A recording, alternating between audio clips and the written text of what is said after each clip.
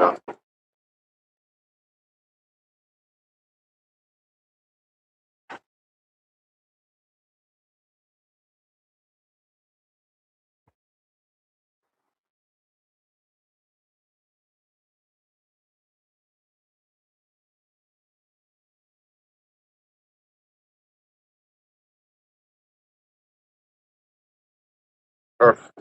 right, Shalom.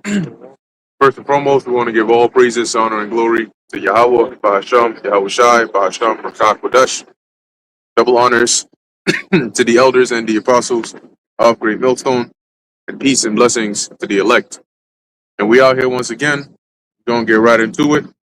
As you can see in the title, we can see the end. All right, and or in other words, the end is manifest.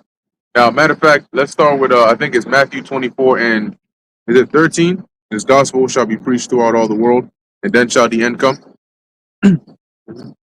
Yeah, so let's start with that, and then let's also get Amos 8 into the famine of the word. But let's start with Matthew. This is the book of Matthew, chapter 24 and 14, and it reads, "And this gospel of the kingdom shall be preached in all the world for a witness unto all nations." Right, and the gospel of the kingdom includes the message of the whole book, right? Mainly the core doctrine, all right, of gathering the lost sheep, repenting for the kingdom is at hand. And then when you look at even the ministry that the prophets of old had, it involved going to the Old Testament, right? Quoting precepts, basically breaking down the things that were prophesied for it to happen. So the Lord said, what? This gospel is going to be preached throughout all the world, and then shall the end come. So now if we're seeing signs of the end, what does that tell us? It tells us that this gospel has been preached throughout the world. So by the internet, the word of God is going out throughout the whole entire planet. And you got some people that take heed to it and some people that don't. Okay? But everybody's being marked either way, as the scriptures say. So you'd have no excuse, no cloak for your sins. You can't say, oh, Lord, I didn't know about it, or I didn't hear about it, or he's going to tell you, look, it's been out there for decades, right? And yes, you did hear about it, but you close your ears, you stop your ears at it, right? Go back to read that in Matthew again. Matthew 24 and 14, and it reads, "And this gospel of the kingdom shall be preached in all the world." This isn't talking about your Christianity, okay? Your so-called modern Christianity, and say, oh, that's been throughout the world for a long, long time, and the end ain't came yet since that was out, okay? But he said this gospel, meaning the gospel, the good news that Yahushua was teaching, not what the so-called Christian church lies to you about, because that's not truth, okay? That's dogma. Those are paid actors. And that's really, a lot of them are just motivational speakers. That's what it is. And then they throw in a scripture or two to get your spiritual juices flowing. And that's it. That's why it's called the feel-good message. People go in there. Matter of fact, we'll hold Isaiah 30 as well.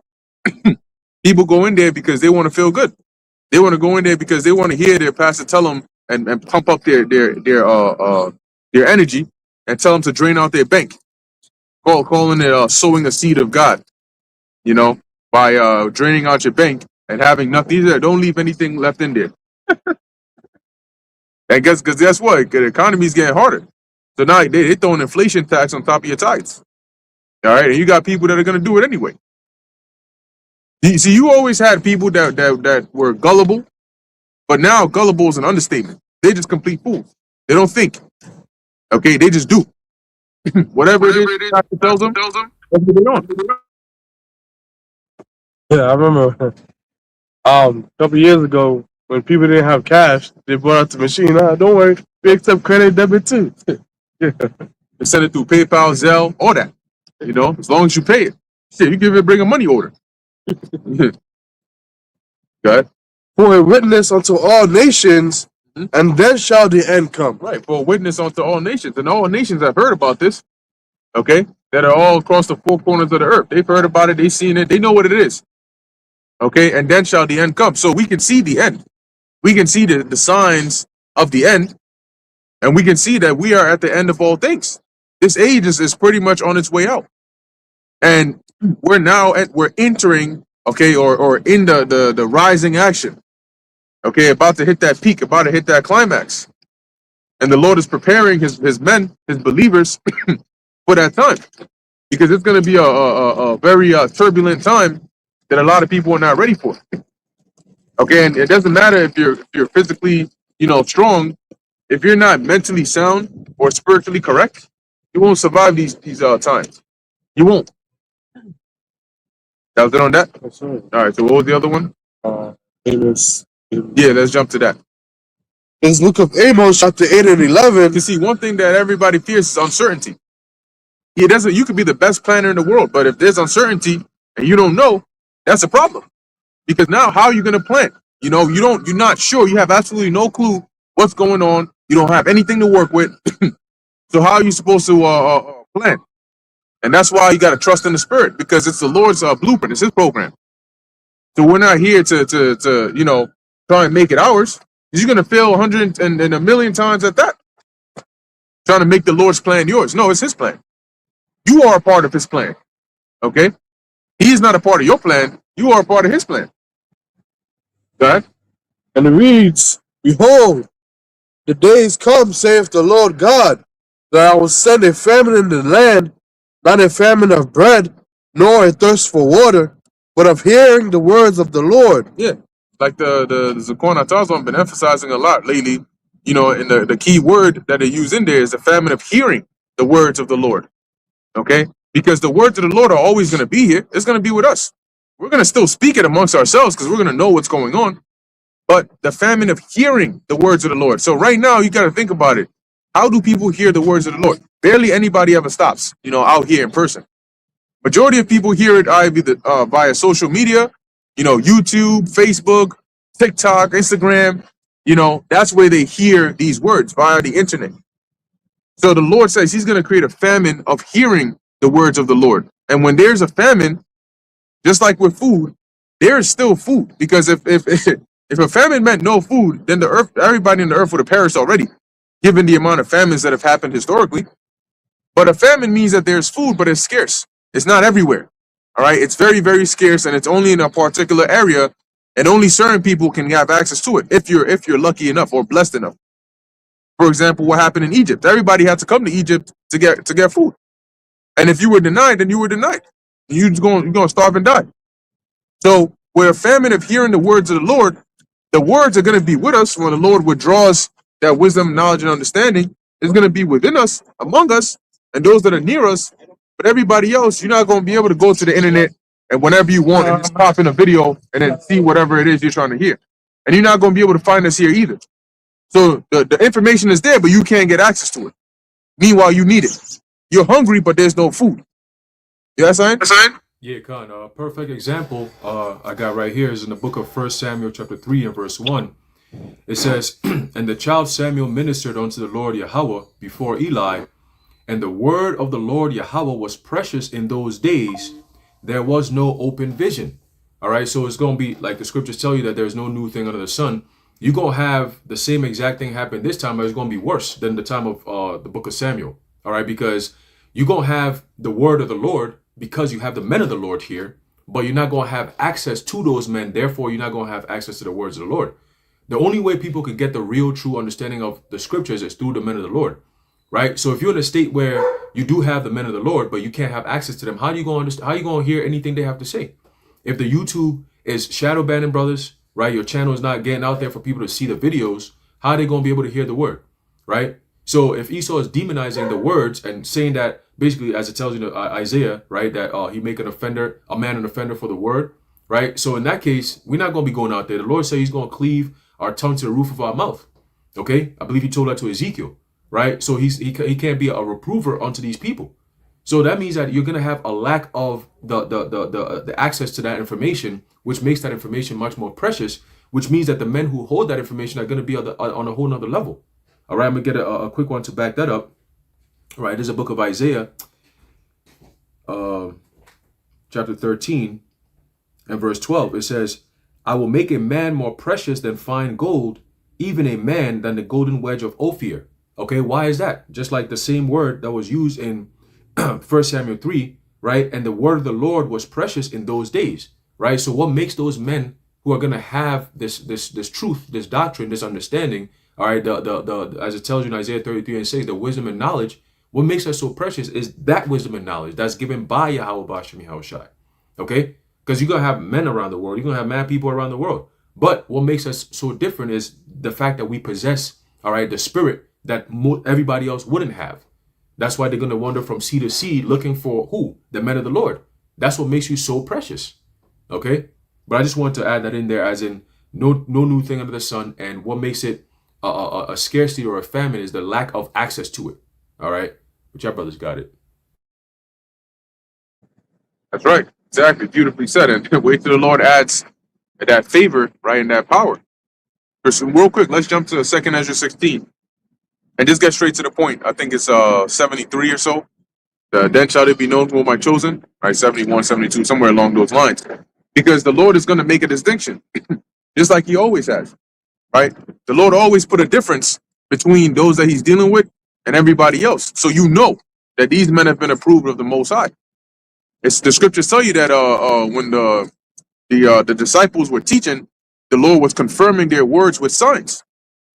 So in these times, people are going to know that there's a distinction between there's going to be a separation, right? You don't if you can tell the difference very easily between gold and a rock, right? You can, and the Lord is going to make that kind of separation to where something is going to make us different than everybody else, be it spiritual power, be it divine favor. Okay, just like Elisha the prophet, you had people of other nations coming to him because of what that power that the Lord had blessed him with. Okay, so in that time, people are gonna know, right? Like as we're about to read, they're gonna know and they're gonna be willing.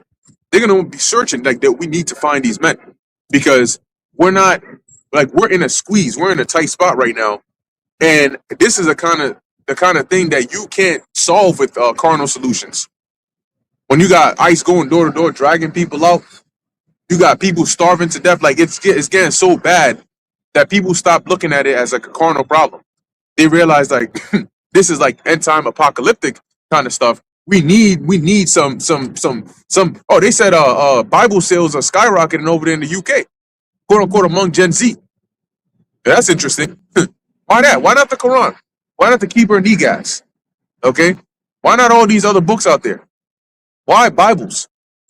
Because people know instinctively in their minds that's where the truth is, and they know that we know the truth of the matter. But right now they're just comfortable, and the Lord he's gonna strip them of that comfortability very soon. Go ahead. This is the book of 2nd Ezra, chapter 16, verse 73, and it reads, "Then shall they be known who are my chosen, and they shall be tried as gold in the fire." Yeah, so the Lord is going to let it be known who his chosen are, with power, okay, with favor. Isaiah 59 and 19. When the Lord actually gives his men power to perform different miracles and signs, like it makes sense why nothing is going to make us afraid. It makes sense why we're going to have an abundance. Okay, you know that you have the power to be able to just manifest whatever. Like look at Yahushua. How men that had spiritual power, they weren't really stressed. Especially like top men in the spirit. Yahushua was not stressed.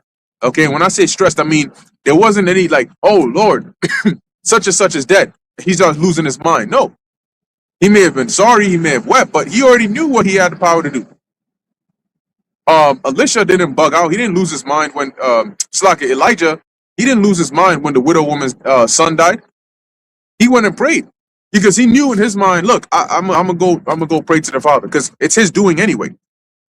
So whatever happened, the Lord does it. Let me go talk to the Lord first and see. And the problem isn't, oh, is this possible? Oh, is it not? Oh, is it this? Is it that? No, it's, well, what is the Lord's decision on it? That's really where, if anything, you should be concerned about is that. Meaning if the Lord was to say, no, I want the child back in the spirit world. I don't want him. They're not going to come back. That's when you can cry. Okay, not as if there's no hope for it to be possible at all. So here it is. We good. But see, you're going to have people in the world where here's the dangerously interesting thing about these hard times is you can have somebody die over a small cut. Because today, you get a small cut, you treat it, even if it's infected, you go to the hospital, they give you some antibiotics, you're able to rest at home and do all that. It's not going to be like that now. You might be searching for some basic first aid, some antibiotics that you need, and you're like, damn, man, you can't. Meanwhile, men of the Lord, or those that the Lord is with, he can just heal them. You know, you just look at it, yeah, you just grab the hand, pray over it, boom, it heals instantly, right then and there. You all set. You ain't got to worry about nothing. See, that there's going to be a difference, a separation, which is going to keep the men of the Lord and those that are around them good, not afraid, because you know what, like, Paul, when he got bit by that serpent, it jumped out the fire and latched onto him, bit him, and them barbarians was like, yeah, he's definitely a goner, and they went from, yeah, he must be a sinner. Yeah, that's why that happened to him. And then they waiting and waiting. They're like, okay, his face ain't swelling, his arm, his blood is not coagulating. He ain't even tripping. He just did like nothing happened. Just pulled it off this fucking thing. Yeah, throw that nigga in the fire. You know? But now they wondering, okay, oh, okay, so he's not a sinner. Maybe he's the opposite. Maybe he's a god. You know, that's Jay. That's the first thing. Maybe he's a god. Let's build an altar. You know? But right then and there, that's a perfect example of the Lord protecting us in our goings. No evil that is formed against us is going to prosper. And in this time, we're in the most evil times, evil days. But the Lord is going to give us the ability to protect ourselves in these times. And boy, oh boy, is that going to be an interesting time. So go ahead with that. Second Ezra? Yeah, read that again. This Second Ezra 16. Because these are all the things that come with the end. Okay, it's going to be a nice, a very interesting transition. Okay, but the Lord said you're not going to push his prophets into a corner anymore. And you're not going to touch his anointed. So when you come, the Lord is going to back you devils up. That's that standard that's going to be lifted on behalf of the Lord for his elect. Go ahead. Second Ezra 16-73, and it reads, then shall they be known who are my chosen. So how are they going to be known who are the Lord's chosen? He's going to make it manifest. Let a brother flip a tank. You come with them ICE agents, or you come with them DHS troops, and here it is. They flood up into the building, and next thing you know, freaking the side of the building just blows. You know, with like fire, like an explosion, boom, and you just see freaking agents just flying out, cooked, half cooked, you know, medium rare, you know, different different shades of cooked, just flying out. Body parts in different areas, and you're like, what the hell is going on? Then you just see fire coming out the building. You're like, what the, you know? Then a brother just jump out, you know, land on the ground. At that point, you're gonna realize, yeah, I think this is a no-go, no op. We gotta turn around. You know, like that scene in The Incredible Hulk, the original one, the good one, not the cheesy one where they made a Hulk freaking human-sized. This is the original Hulk, where he had to basically control his heart rate, because if he got too anxious, or his his heart rate got too high to a certain threshold, he would transform. And so he would always have this monitor, this watch that he would monitor to make sure that his heart rate is not too high, and he would try to stay calm. And they basically chased him into this like warehouse area, this like dark area, some factory. And then I think they eventually threw like a smoke grenade in there. And so, you know, he's running from them, but he's trying to stay calm. And it gets to the point where his heart rate just goes over the limit. He looks at the number. He says, you know what? It is what it is. And then you just see in the darkness that green in his eyes. Boom. Oh, shit. Okay. Yeah, that's when them troops found out what hell was like on earth. You know, you just see this huge hand grab a nigga's head and pull him into the smoke. And that's it. That was the last you heard from him. You know, so that's like an example of that standard at the time, where the Lord is like, all right, they've come in like a flood. Boom, when you least expect it. You know, it's going to be a beautiful thing, God. And they shall be tried as the gold in the fire. Mm-hmm. Hear, O ye my beloved, saith the Lord, behold, the days of trouble are at hand, but I will deliver you from the same. Right, the days of trouble are at hand, but the Lord is going to deliver us from the same. See, it's when you go, like when you look at the historical timeline of the scriptures, you had the time of the beginning, right? You had the Exodus and so on, where you had miracles being performed, right? You had spiritual power on the earth, and then you had the time of Samson. There was still, you know, angels would show themselves, spiritual power, all that stuff, and then you had the time of the prophets, Elijah and Samuel and Elisha, and then you had, you know, a period of time where there wasn't really much spiritual power like before. Okay, leading up into our different captivities, leading into the intertestamental period. And then you you had the time of the Maccabees where the Lord helped us out. But then it wasn't until it was like a quietness of that kind of power on the earth until Yahushua came on the scene. And then the power was back back on the earth again. And this time we were healing and doing all these things. And then there's been a nice quietness from the time Yahushua left all the way up until now. So it's like things were just continuing as they were until Yahushua came on the scene. And then, boom, you had the stories, the accounts that we have today of the quote-unquote New Testament. And so things have continued as they were up until now, where we got the Acts 2.0. And then the divine activities are going to be, sparked back up on the earth again. Do you think the Lord is going to leave it? Look, we're going to need some divine perception to be able to make it in these times. God? But I will deliver you from the same. Yeah, so the Lord said he's going to deliver us from the same. So we can see the end. We can see the dangers out there, but we're not stressed because the Most High says he's going to deliver us from it. So why should we be stressed? You being stressed, you're showing a lack of faith. The Lord said, I got you. Don't worry about the how. Don't worry about the when. Just know that when the appropriate time comes, he said he got us. So for now, focus on what he said to do. Go ahead. Or was that in on this? But be ye not afraid. Yeah, you read that. Verse 75, be ye not afraid, neither doubt, for God is your guide. Right. So you're not seeing us trembling on videos. Shit. Hey, oh man. Hey, they said they're going door to door, man. They said they're going door to door. Bro, sweating and shit. He's trembling. His hand barely clicked the precepts. No, because we're not fearful of that. We know the Lord has told us that don't be afraid. I got you. When they come in, I got a little something special for them. So we like, you know what? Go ahead. It's like when somebody learns how to fight, or they go and purchase a firearm, and all of a sudden they want somebody to try them. Yeah, try me today. You walking across, why you ain't walking on this side of the street? Oh, you want some beef? What? I'm going to the grocery store. It's across the street. Nah, then you walk over here, then you cross over there. Jake, they want to start some shit. And you say, nah, so you want some beef. Try me, nigga. Today's the day. Because he went and found a freaking a gun with like 2 bullets on the ground yesterday. He want to try it. He want to see how, he want to try his gangster. Hey, today's the day, nigga. Today's the day. But the point being that once you have power, you want to use it. You want to exercise it. You want to see, like when you get a new car, you don't want to be driving, though a lot around the block and shit. Nah, you want to put on the highway. You want to test that shit. You want to see how fast does it go, how smooth does it drive, how it turns, all of those things. Oh, what's this feature over here? Oh, so knowing that we got the power of the Lord on our hands, we're gonna see that. Right? When the enemy comes in like a flood, it's gonna be like, all right, well, it's time to see what all the things the Lord wrote. It's time for us to see it. So our mind is gonna be focused on that. Okay, let's see how the standard is lifted. What does the standard look like? How does the Lord make us make it known who are his chosen?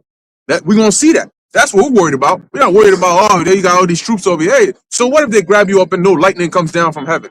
You don't turn into Shazam. Hey, well, maybe that's what the Lord wants. Maybe he wants to get you in a certain position before doing that. But you got to trust in the Lord in all of it. That was it on Second Esdras. What was the other one? Isaiah 30. Yeah, I mentioned that. But if Brad's got anything, you can bring it out. But jump onto that because I think, what do we start with? We started with the gospel being preached, right? Yeah. Yeah, because you got a lot of, like we were saying before, you got a lot of Jake. They don't really believe the truth or the scriptures. They spend their time learning it so they can be knowledgeable on it, so that they can go and debate, or they can, tell you this, that, and the third. But they're not learning the scriptures to believe in the words that are in the book. A lot of Israelites and a lot of people in general, they don't read the scriptures to actually apply it and believe the words in there. They don't read it to increase their faith.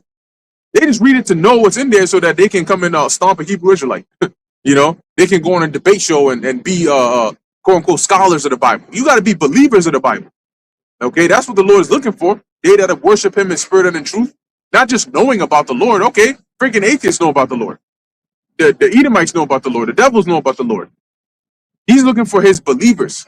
Okay, so you got a lot of people that they'll read it. They can break down how to apply wisdom, but they don't apply wisdom in their lives.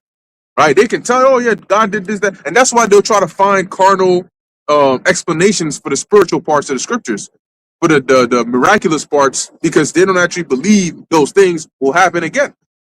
And if you don't believe, the scriptures say that. Woe unto the unbelieving, because he's not going to be defended. So when that time comes, you don't believe, you're not going to be defended. You're going to be out there, left to your own devices. Go ahead. 30. Got a Go ahead, bro. quick Go ahead, bro. precept here. Actually, are you going to say something? Nah, you got it. You got it. Oh, okay. Quick precept here. This is a book of 2 Chronicles, chapter 20, and verse 9. It says, if when evil cometh, let me just do this. There you go. If when evil cometh upon us as a sword, actually, let me start off a little bit at verse 8. It says, and they dwelt therein and have built thee a sanctuary therein for thy name, saying, if when evil cometh upon us as the sword, judgment, or pestilence, or famine, we stand before this house and in thy presence, for thy name is in this house, and cry unto thee in our affliction, then thou wilt hear and help. Okay, so this is, I believe, the prayer from King Solomon. Let me just make sure. Let's see here. Actually, this is Jehoshaphat. Okay, this is Jehoshaphat making a prayer and a supplication unto the Lord. Okay, and basically it sounds pretty much like what King Solomon had prayed for, which is the same theme, right? It's the same theme that all the men of Israel always prayed to the Lord for. Like, Lord, in a time of our calamity, we call upon your name. Please answer us, right? King David said that multiple times, right?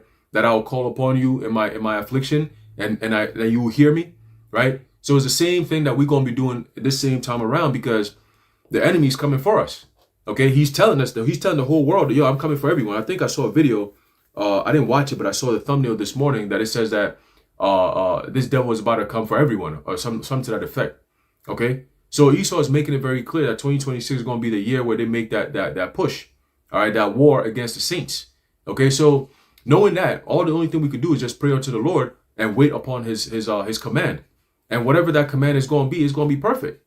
All right, because remember, he already told us through Jeremiah that he's going to make us his battle axes and weapons of war. Okay, he said he's going to do that. All right, he's going to turn us from fishers to hunters. He said he's going to do that. He said he's going to give us the ability to mount up with wings like eagles. He said he's going to do that.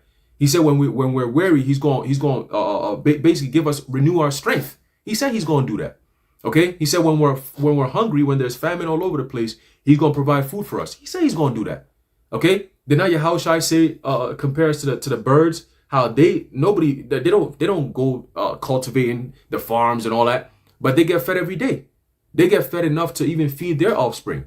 You see what I'm saying? So how much more us who serve the Lord, right? We actually dedicate our lives to serving Yahweh Ba'ashem Yahushua. We are the true ambassadors of Yahweh Ba'ashem Yahushua. When you look at the whole entire planet Earth, we're the only ones that live a different life. We're separated, literally, holy, all right, compared to everybody else.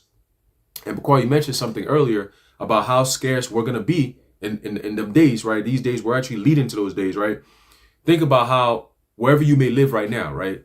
That's to all brothers. Wherever we may be living right now, think of whenever you step out your house and how unsafe it feels and how, wicked. You could see people being wicked. You'd be like, damn, like, you know what I'm saying? Like, you always shaking your head whenever you step out your house. Like, it's something that you see or hear or witness that makes you go, man, that's crazy. Like, oh man, like that sighing and that crying feeling. So imagine you, one brother in a city, and there's just a whole bunch of niggas over there. Just niggas, 2/3 niggas. And you just one person, right? Anybody notices that you are the one person in the whole entire city? You see how precious you become at that point, right? Imagine the women knowing that you have spiritual power, and there's a whole city of however many people is going to be there. And you're the only one in there that actually has the spirit and power of Yahweh Ba'ashem Yahushua. You know how precious you're going to be at that time, man? And by you being precious, it's not from you. It's from the Lord. So it brings you even closer to the Lord. You see what I'm saying? So it's just a beautiful, all around game. But ultimately, we get the victory. It's already written. It's done. It's over with. We get the victory. This time around, the story doesn't go where we get beat down, stomped out, You know what I'm saying? Yeah, you're gonna have brothers that are gonna be martyrs, but it's not every brother that's gonna be a martyr, right? It's not gonna be every brother. Okay? And those brothers who gonna do it, the Lord's gonna give them the spiritual power to be able to go through that. Like Stephen. Okay? Stephen got put to death. Did all the apostles get put to death the same way as Stephen at the same time? No. Right? Most of them were martyrs, if you look at it, except for the apostle John. Okay? But most of them have already fulfilled that lot in that incarnation. So when they come back, for the most part, the Lord might say, yo, you know what? You did it this time, that last time, this time, you don't got to do it this time. This time I'm gonna have you do it in a different way.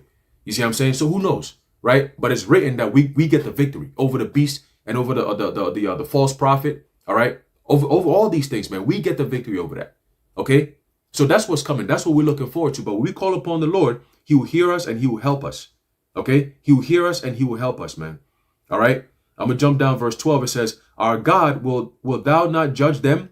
For we have no might against this great company that cometh against us. Neither know we what to do, but our eyes are upon Thee." Okay, so just keep that in mind. That Yahweh Shem Yahushua is our shield and buckler. He's the one who's going to get us through all this shit. All right. He's bringing the pain, but He's going to get us through the pain. Okay. He's going to give us that faith to go through the pain, man. All right. We're going to make it. We're going to be all right.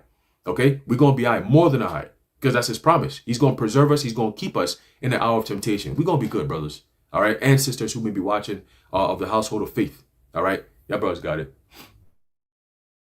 Yeah. As some in Ezekiel, it's going with the whole spiritual power thing. This is going to come to pass. This is Ezekiel 25. It's the book of Ezekiel 25 and 14. "And I will lay my vengeance upon Edom by the hand of my people Israel. And they shall do in Edom according to mine anger and according to my fury. And they shall know my vengeance, saith the Lord Yahweh." Yeah, so it's pretty straightforward, man. The Lord is going to use Israel as an instrument of His vengeance. So if they just roll on us and they're able to take all of us out, how would that come to pass? You know, because sometimes you can get clouded with, negative thoughts, and ultimately we got to keep it real and know what we're a part of, and count the cost that it may cost us our life being in this truth. All right, we may have to lay our life on the line, but also on the flip side, the Lord could deliver you. You got to think about that possibility too. You have to consider all possibilities. Ultimately, either way it goes, you're going to be delivered. But there's another flip side to where the Lord gives you spiritual power, like the brother's been speaking on. Because how is it going to be vengeance laid upon Edom by the hand of the Lord's people Israel? Somebody's going to have to get power. And if they get we go into the left-hand power all the time of what they've been doing. So you think the Lord is going to allow them to have all that left-hand power? He's not going to tap in the right hand at all with us? Right. Of course He is. That's balance. The Lord is not unbalanced, especially in this time. The Lord gave the Maccabees spiritual power. In a sense, they had power to overcome the enemy. And now in this time, it's going to be even greater. Because through Yahweh Shai, we have the Rakak Wadash. All right. And we're at the time where we're going to go back into an immortal estate again. We're going to become gods again. All right. So that's Zechariah, the 12th chapter. The feeble among them will be as David. All right. So the Lord is going to show off, man, that's spiritual power. And that only serves to glorify His name. Okay. Because when they see the people, they're going to ask us what name, when we're doing the things that we're doing, Lord's will, we those men. All right. Lord's will, we get spiritual power. And when we're doing what we're doing, people are going to be asking like, yo, how is this possible, man? I saw a fake IG page. Well, it was a real page, but the dude is doing some fake shit where you see him move his hand and the bottle moves, but it's all, smoke and mirrors, right? And people actually believe that it's real on the comments. And basically, people were like, well, damn, that's demonic. That's wicked. So it made me think, when we get the power, a lot of people are going to be saying the same thing. Like what they said about Yahweh Shai. No, He's doing that through the prince of devils. He's doing that through Beelzebub. He's doing that through the left hand. So when they ask us, we're going to tell them, listen, we're doing it through Yahweh Bahashem Yahweh Shai. And it's all going to be about the glorification going to him. Because how do we ain't getting that on our own. We getting it from a higher power. What power? How did you have this power? People going to say that's impossible. That's why they have AI. So then they can say, no, this is they could put a video of one of us levitating, flipping a tank. All right. Right. You use laser beam and carve the name of the Lord in the earth. I'm just, spitballing ideas of what could be. Because it really is limitless with Yahweh Bashem Shai. And they're gonna look at it and say, no, that's impossible. That's AI, until they see it live and direct.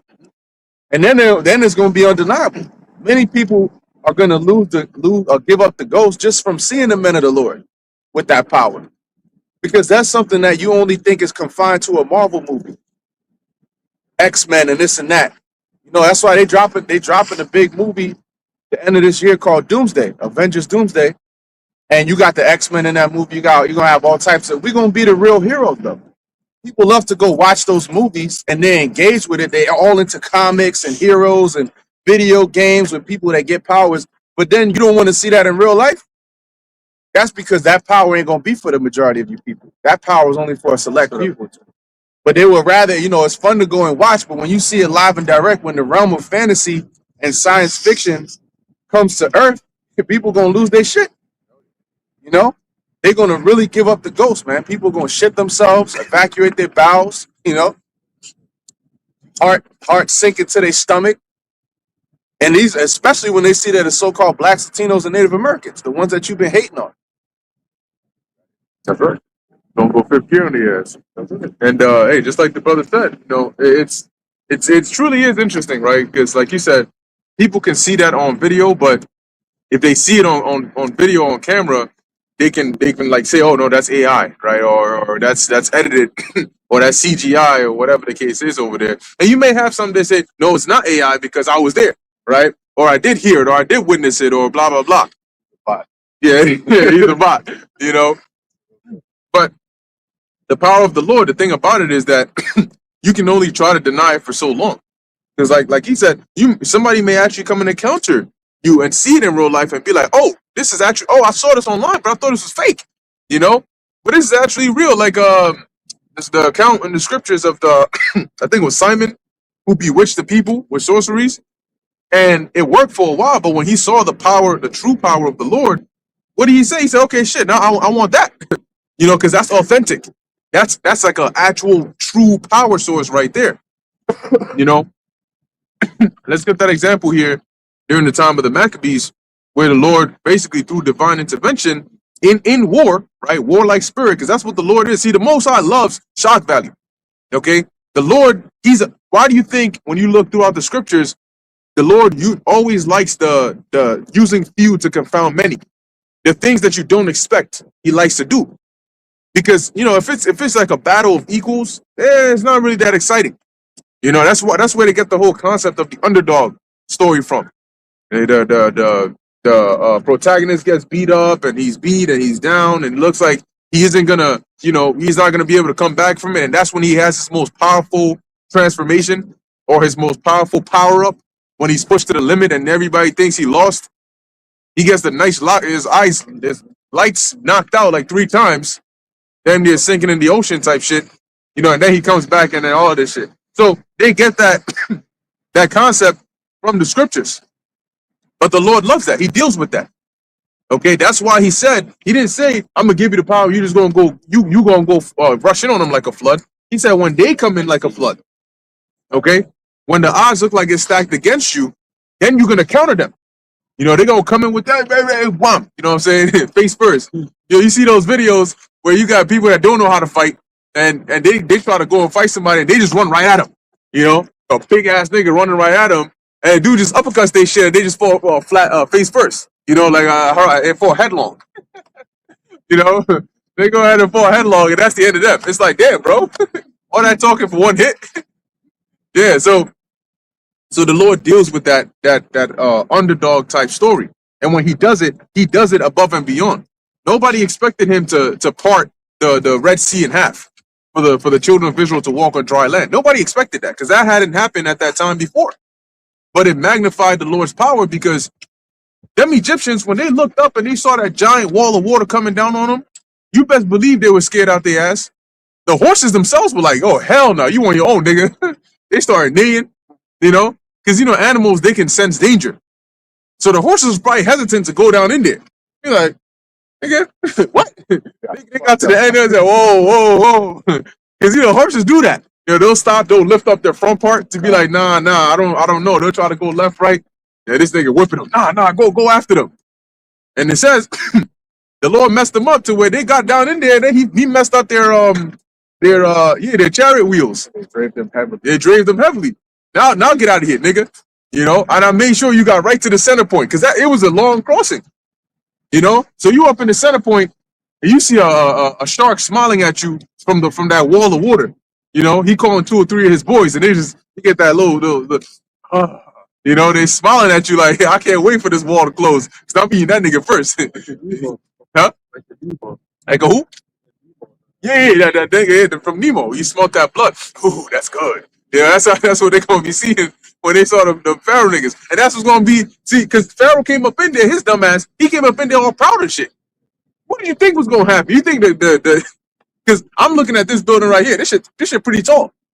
How much more for like a soup, like you know how deep water is, especially them. Even though that part might be a lower, more shallow than other deeper parts, that shit is still deep. You know, and you're looking at that. You're looking at something that is very uncertain because at any point this shit could close on your ass, and now you try to do an about face U-turn. Them horses like get off my back, nigga. I'm out. You know. But anyway, the Lord drowned them, and they can't do anything about it. And the Lord is going to drown these people along with Esau and his might, his military might, and all that proud speak. The Lord is going to humble and abase that. Easy work. And look, all it takes is just one.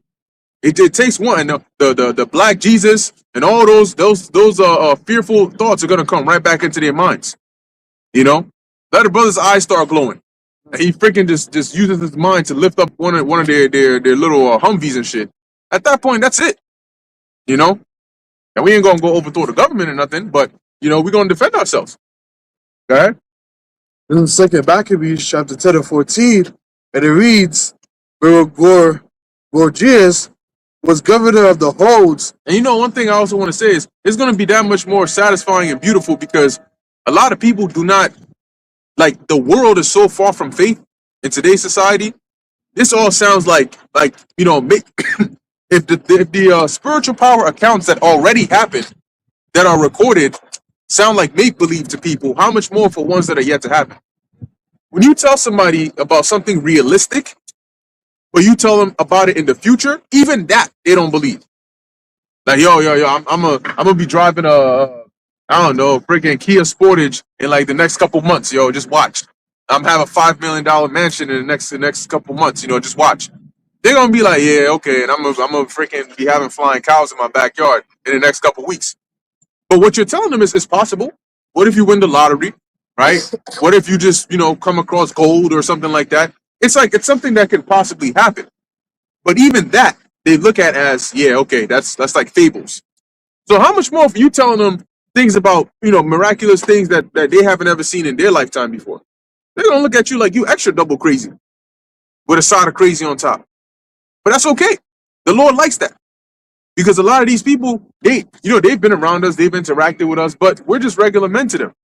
They don't see anything past that. But once the Lord, you know, he turns things up, that's when everybody's going, oh, hey, I cut his hair. I was his barber. You know? Hey, y'all cut your hair again. Oh, what you think? I need a haircut right now? Right? They're going to try to come in with all different types of, you know, this and that. And, oh, shit, that was such and oh, my God. Oh, that's human nature. You know? But it ain't going to be up to us. It's going to be through the spirit and power of the Lord. That's how we're going to operate. God? He hired soldiers and nourished war continually with the Jews. Mhm. And therewithal, the Idumeans, having got into their hands the most commodious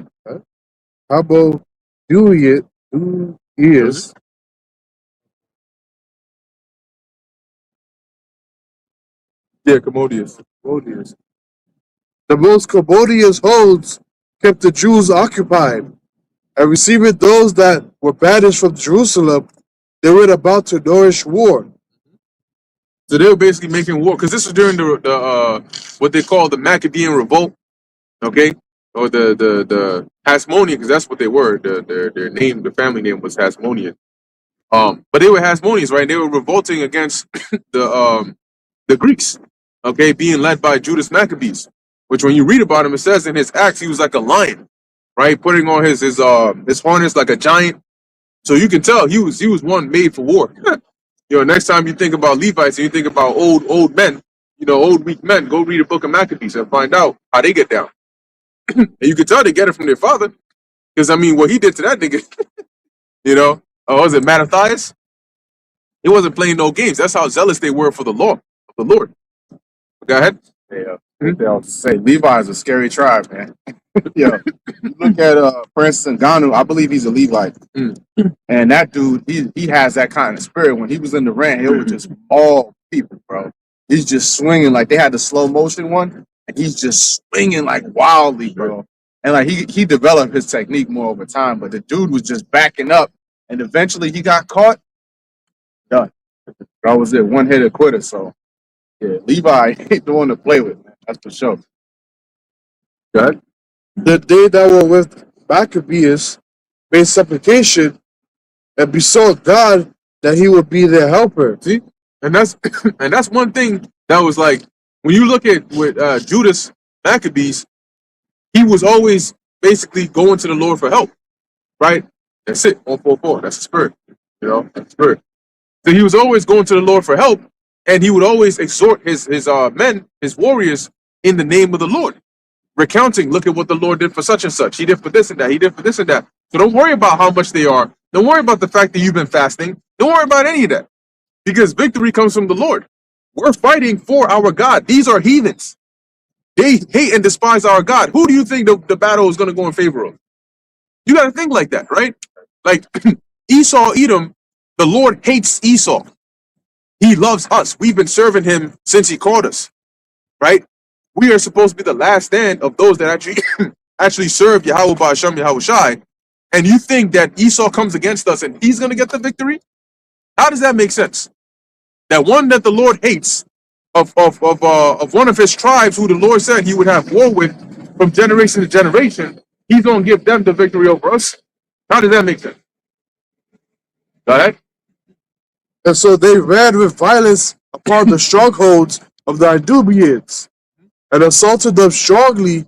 They won the holds and kept off all that fought upon the wall, and slew all that fell into their hands, and killed no fewer than 20,000. That was a lot of deaths. Go ahead. A lot of casualties. And because certain, who were no less than 9,000, were fled together into two very strong castles, having all manner of things convenient to sustain the siege. Maccabeus left Simon and Joseph and Zacchaeus also, and them that were with him, who were enough to besiege them, and departed himself up unto those places which more needed his help. Yeah, and that's what they were basically doing, right? They would go, the Lord will jump, the Lord will instruct them, and then he would go to, because they were basically winning back and fighting back different strongholds, right? So different areas, all right, this part is getting overwhelmed, they need some help. So you, all right, I'm going to take a few men and we're going to go over there and we're going to basically take it over, we're going to help them out. Go ahead. Now, they that were with Simon, being led with covetousness, were persuaded for money through certain of those that were in the castle, and took 70,000 drachms. Drachms? Yeah. Yeah, drachms. Drachms, That was the currency. and let some of them escape. That's crazy. So he left them in charge. He said, look, keep this stronghold. And they, for money's sake, they said, all right, we're going to let a few of them. They basically got bribed, let a few of them go. We're not doing that on this side. Don't expect that. Might get fried with laser beams from your eyes. Go ahead. But when it was told Maccabeus what was done, he called the governors of the people together and accused those men that they had sold their brethren for money and set their enemies free to fight against them. That's it. Go ahead. So he slew those that were found traitors and immediately took the two castles. And having good success with his weapons and all things, he took in hand. He slew in the two holes more than 20,000. What verse is that? 33. What chapter again? Yeah. Second Maccabees 10 and 23, right? Yeah. All right, cool. So go ahead. Now Timotheus, whom the Jews had overcome before, when he had gathered a great multitude of foreign forces and horses out of Asia, not a few came as though he would take Jewry by force of arms. What's that verse? 24. All right. Following, right? Yeah. Second Maccabees 10 and 24. All right. About that, can you pick up from there? That's brother catches brother. You got it. Go. Second Maccabees 10 and 24. Now Timotheus, whom the Jews had overcome before, when he had gathered a great multitude of foreign forces and horses out of Asia, not a few, came as though he would take Jewry by force of arms. So he got his ass beat before, but he came back. He said, no, this time we coming back strong. We're coming back stronger. So he came back with a larger force, saying, yeah, we're going, it's going down today. Okay. Because see, their power, their mindset, or their trust was in horses and chariots. The more, if we can bring more, then we can definitely overwhelm them and take them over. But the Lord don't work that way. The Lord loves that attribute.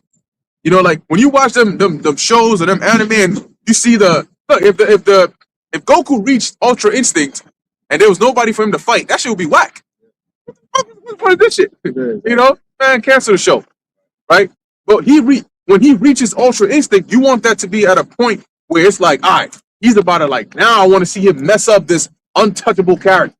You know, now I want to see all them people out here who was thinking they were so tough. Now come see what you can do about that Ultra Instinct. Oh, watch or you just talking about? No, I already finished it. Yeah. So you know what I'm talking about. Oh yeah, matter of fact, yeah. Because you be using it too much. Yeah, tournament power. You just reminded me now. Yeah, That's it. So when he came back with more forces, the Lord's like, perfect, because this now gives it like it sets the scene even more. You know, like all right, what's that? Yeah, it raises the stakes. Now people like, damn, like now everybody's eyes are watching, like, oh shit, what they gonna do now? Lord's like, nice. Now let me work. It's just like now. That's why when you see Trump say, oh, we're going to take Greenland, we're going to do this, I'm like, shit, more power to you, nigga. Get as much as you can. Get the best weaponry you can get. Get the best technology you can get. Get the best AI you can get. And the Lord's still going to stomp a mud hole in your ass, man. Well, he said, this guy Trump said, Denmark doesn't own Greenland just because they landed some boats there 500 years ago. We had lots of boats go there also. So I said, so basically he's just the guy to just, like he says, his look is more stout than his fellows. He's there to agitate the piss off and to just go in there with just brute force. That's his mindset. You know, they told him something. You know, when this guy BB came over there, they told him something. They said, look, your previous term, okay, you had to, you know, chill out a little bit. You just came up in here. You had to gain the people's trust a bit, get your foot in the door a bit more with the whole cleaning up the country and whatnot. But now it's time to put the foot to the metal. You got our backing. We're gonna support you. You the face, but we need to press. Because if you notice, after that, they went and kidnapped presidents. They talking about, look, we're gonna take Greenland, whether you like it or not. He's not speaking as like I think Haran said, like any other president. He's like, no, I'm him. I'm the guy. You know, like we're not doing no. What was it? The Zaquan brought it out yesterday about whether he's limited by international law. He said no, it's by his own morale. So he's on some like, he's a madman. Yeah. Okay, Epimanes. Crazy thing about it is he be talking so calm about it. Right. Hey, we're going to do this, you know, Greenland, listen, fuck them. What are you going to do about it? Yep. And it's like, the small ass, they love his ass, man. Oh, yeah. You get him in there, and he just says whatever, does whatever. And it's beautiful because, remember, The Lord did the same thing to Pharaoh. It's the same playbook. Puff him up, make him more prideful, give him more victories. Take Greenland, take Venezuela, take Mexico. Who's gonna stop you? We know who's gonna stop you. And the nations, they're not gonna have that shit either. But let him be, because that's what happened with when you read about the Seleucid Empire, which we've just been reading about. Antiochus was losing his mind, you know, and when shit didn't go well, he went and took it out on the Jews. All right. And then what happened was the Lord raised up a standard. Nothing is new under the sun. Literally, the same thing is playing out now. Yeah, I was gonna say, Aaron Rodgers. I forgot. I was watching a video of Aaron Rodgers going into Trump's name. I forgot what he said it was, like the meanings behind it. But when he said that, it made me meditate behind Trump. That essentially, this term, like you were saying, is definitely different because his inauguration, if I'm not mistaken, was different than any other president because they had it in that indoor facility and he was under the Apocalypse veil and things like that. So it's much. I don't think any other president was underneath that thing and had all that type of stuff. So it's definitely different. Like you were saying that this time it's like the first term when he came out, yeah, was he doing some things, but it was relatively calm. And, a lot of Jakes liked him and things like that. But this term is a lot different, especially now coming in this year, which you can say is kind of heading into his second year, is a lot different than how it was his previous year. And especially ever since his second term, and he was under that Apocalypse veil and things like that, it seems like something's definitely different. We'll see how things go, but these 4 years, if it lasts that long, it's definitely going to be different than his first 4 years. Yeah, definitely. I got you, bro. I had that dream before he got elected. That once I was in that like museum area and everybody was like loving him. They were like, they loved him so much, they made a special statue for him in a museum. He came up in there, they were like, yeah, this way, this way, this way. And then they removed the veil from off of it, and it was like a statue of him in the museum. He's just on some like, yeah, hey, everything is all good. Everybody loves his ass. And then all of a sudden he just turns. He turned into like a straight like powerhouse. And that nigga turned the sight on me. And then the freaking museum turned into like some lab facility. Niggas trying to catch. I was out. I was dying. Nah. See, the second I sensed something was weird, I didn't even wait for no words. I was out that door, gone. And then I had spiritual power. I was able to like fly out of there and shit. And I remember at the end of the movie, I think I went to Haran, but at the end of the at the end of the dream, yeah, it is like a movie. At the end of the dream, I spent a lot of time just like trying to like stay low, but everywhere I would go, like they sent like troops. They were constantly sending troops. If they had word that I had been over here, they would send troops. If I was over here, they would send troops. And then at the end, there were others. Like I don't remember exactly what it was, but I remember I was down, and there were others like me.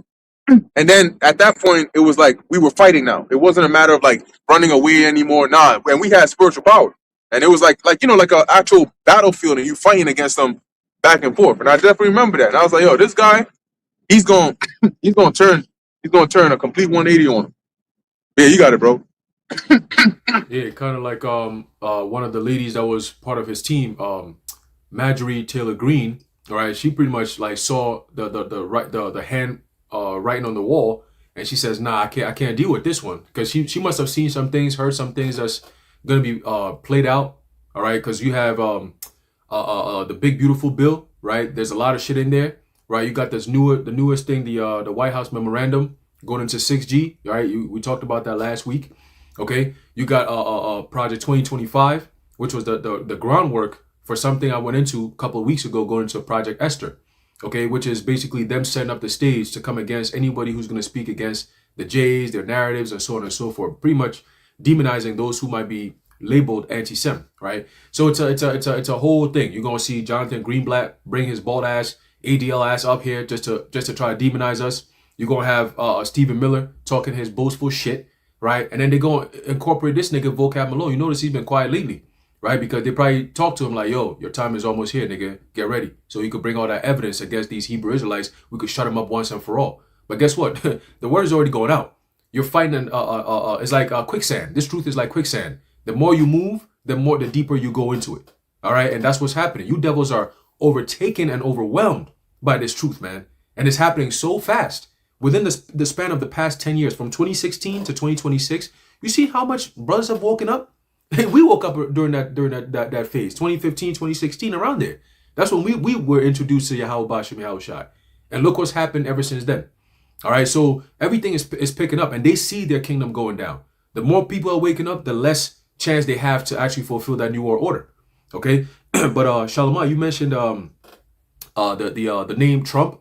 All right, when you go into that word Trump, right, just the verb version of the word Trump, it means to fabricate, to devise, to deceive, to cheat, okay, to impose upon.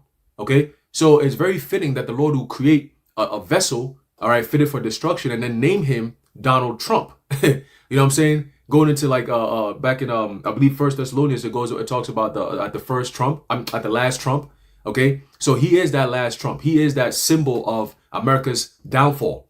All right, so that, just seeing that alone, just bring that back. It says to deceive, to fabricate, to devise. Right, so they use him, like Shalom was saying, even when he was swearing in, he ain't even swearing on the Bible. Okay, and we caught that right away. We're like, ooh, that's a red flag. He did not swear it on the Bible, meaning he's about to go buck wild, right? And like Bakar, you mentioned about how the Zaquan was saying how when they asked Trump what's going to stop him, he said basically like his morals, like, you know, that's the only thing. Morality is the only thing that can, my morality is going to stop me from pretty much anything. International law, the hell is that, right? What the hell is international law?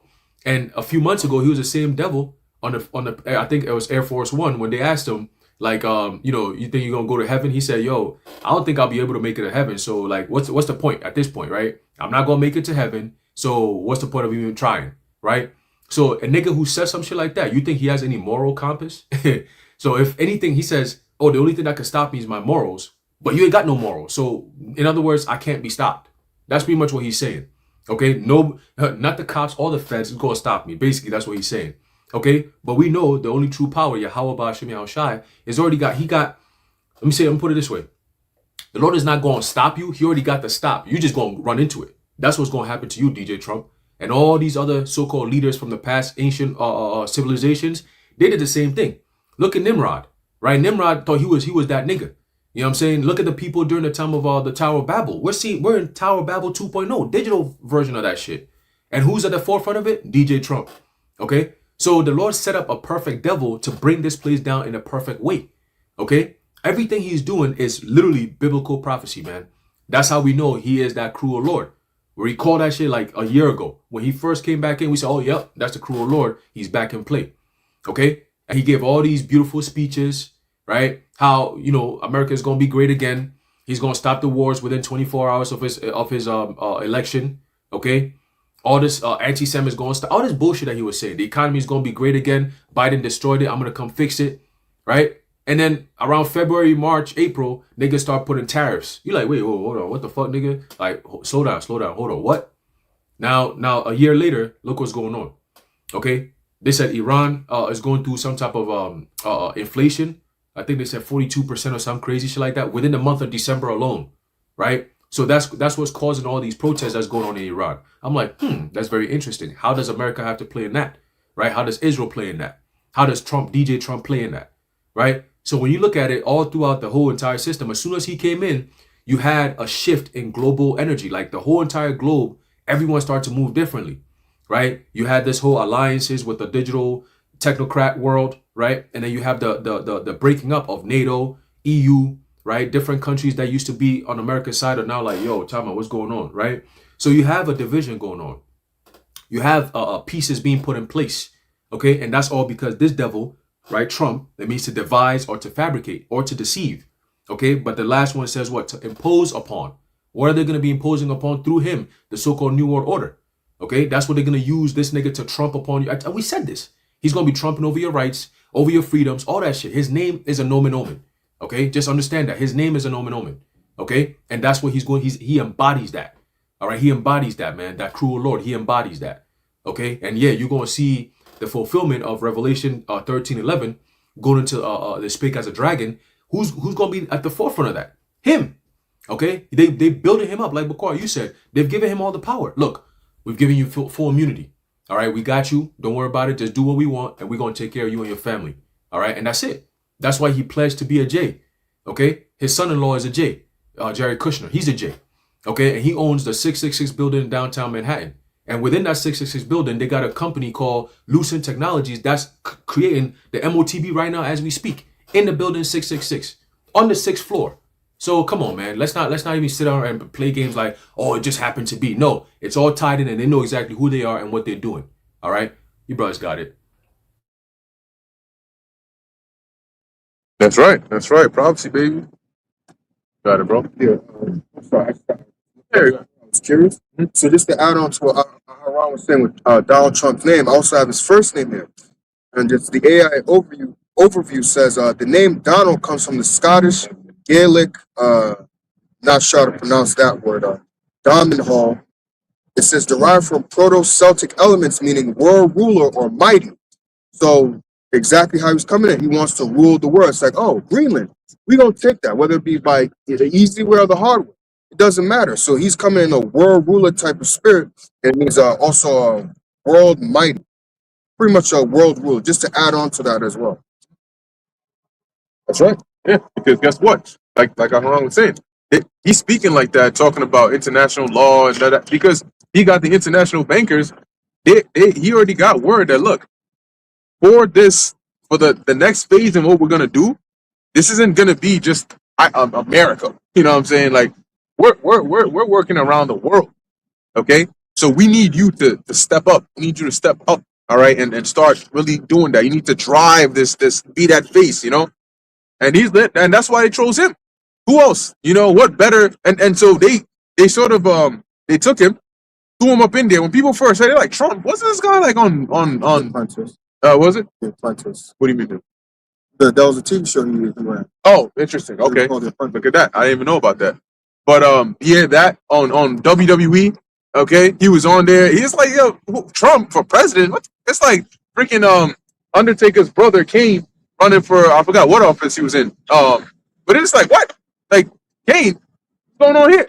You know? So they put him in there 2016, and then after a while, it registered people's minds to be like, oh well, you can now see him in the political office. You know, it's not so crazy for him to be in the political office. It's like, all right, Trump. Now you thinking of him as President Trump. You know, Mr. President, Mr. President, Mr. President. So he comes up in there this time, and like I was saying, they've given him the blueprint. Like, yo, bro, it's about to go all the way. So don't worry about shit. We're the ones really pulling shit behind it, pulling strings behind the scenes. We running all this. You just gotta go and read what's on the script, bro. And that's what he does. He comes up in there, not like on some intellectual shit. He just comes up in there and says, look, yeah, we're gonna do it. You know? So what if they had boats over there 500 years ago? That's all right. We telling you we taking over the prison, you know. So back up. All right? Like there's a quote said, the Greenland is mine, it belongs to me. You know, I want that Greenland, Tom. So that's his energy. He's coming on some booty warrior, except for the resources. Oh, booty means spoiled. So he's coming for Greenland's booty. Pause. You know? But he's like on some that's his energy. And that's the spirit that Antiochus had, that got his ass in trouble in the first place. When you go back to dealing with the Syrian wars, it would say that the Ptolemaic dynasty, you know, they won in, let's say, the previous generation. Then Antiochus will come up and say, well, I'm trying to recover the lands that belong to my people in the first place. We own this land, you know, and we want this and we want to expand. That's to the point where if he wasn't stopped by the Romans, he would have taken over Egypt too. Okay? So he's coming in that same spirit, but hey, it's all part of prophecy anyway. Because it says in Proverbs 21:1, the mind of the king is in the hands of the Lord. And he controls it however he wants. So the Lord is really the one behind the scenes doing all this anyway. Got it. 2 Maccabees chapter 10 and verse 24. Now Timotheus, whom the Jews had overcome before, when he had gathered a great multitude of foreign forces, and horses out of Asia, not a few, came as though he would take Jewry by force of arms. So he came there with force. He's ready. We're going to take this over. Okay? And fell down at the foot of the altar, and besought him to be merciful to them, and to be an enemy to their enemies, and an adversary to their adversaries, as the Lord declared. You going? So after the prayer, they took their weapons and went on further from the city. And when they drew near to the enemies, they kept by themselves. Now the sun being newly risen, they joined both together, the one part having together their virtue, their refuge also unto the Lord, for a pledge of their success and victory. Yeah, so this is Israel's army having their trust in the Lord, basically. Saying, you know what? He's coming with a large army, but that's all right. Because we got the Most High on our side. Go ahead. The other side making their rage leader of their battle. Yeah, that was the side of Timotheus. They had rage, right? They didn't come in the spirit of the Most High. They came in the spirit of rage. You know, like, yeah, who the hell are these people to have defeated us once before? It's over. We're going completely, make an example out of them. So these are God's people, man. What are you talking about? Right? That's what that sound like that's what Stephen Miller, that speech he gave. That's exactly that. You know? That's it. He might be Timotheus. Because those are people appointed by Antiochus in his kingdom. You know? Go ahead. But when the battle waxed strong, there appeared unto the enemies from heaven 5 comely men upon horses. So here it is. We in the middle of war, and the enemy side starts to see 5 angels come down, and they're like, hold on a second, what's going on? They reported back to the general. General, like, what are you talking about, man? 5 comely men. One angel could do a lot of damage. Go ask Heliodorus. He'll tell you that. In fact, he was caught between 2. Whooping his ass like Batman. One side, man, one side, man, one side, man. They said they scourged him until he was about to die. When Jake jumps you, like today, you had a couple Jakes, they jump you, stomp a nigga out type shit. These are angels though. And it says that they were, you could look at them and tell they're strong. So imagine that. You seen the veins on the hands, glorious angelic form. And they just start laying it down on you. Right hook, left hook, straight cross. Kick in the stomach, the nuts, break the ribs, all of that. This man's out here crawling and shit. He try to go from one side, he grab his leg, slam on the other side, and slam on the other side. They get caught up in the litter. Talking about, pray for me. Go ahead. Read 29 again. But when the battle waxed strong, there appeared unto the enemies from heaven 5 comely men upon horses. Comely meaning they were good to look upon. So these men look like, damn, like, yo, these men, they're strong. They look like they're like perfect looking. Go ahead. With bridles of gold, and 2 of them led the Jew. So you had the Lord sent, and this goes to show you the nature of the Lord. That's why it says he's a man of war. He basically sent warriors down to join the army of Israel. All right, 2 of them leading the Jews in the battle. Go ahead. And took Maccabeus betwixt them, and covered him on every side weapons, and kept him safe. So you had angels that were covering Maccabees. So they were guarding him on his right side, guarding him on his left side, and then leading the charge. That was literally the Lord fighting amongst us against our enemies. Imagine that, having your charge being led by angels, and they're protecting you. So if anybody shot an arrow or they try to get close, them angels would lay that work on them quick.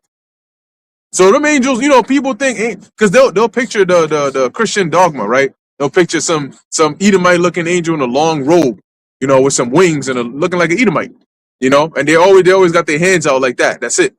That's not what angels look like. People saw an angel today, they wouldn't even believe it. Go ahead.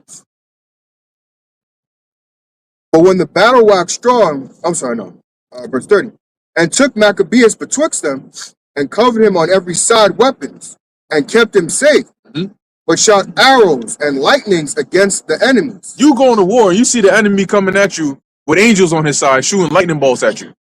And you're not really sure, you squinting a little bit, and lightning bolt strike you right in the face. You're again electrocuted off your horse. No, like this shit is, they're wondering like, what's happening over here? But it's too late. You already engaged in war. You can't turn around. You can't do a U-turn. And you're just getting cooked. Go ahead. So that being confounded with blindness and full of trouble, they were killed. See? They were full of trouble. They came up in there not knowing what they were coming up against. And the Most High, divine intervention. Now, back then, we were already at war with them, right? We were, and Today we've become much weaker, right? We don't have that kind of experience like we did back then. But all it takes is for the Lord to tap into our spirit. King David said, "What? He teaches my hands to war."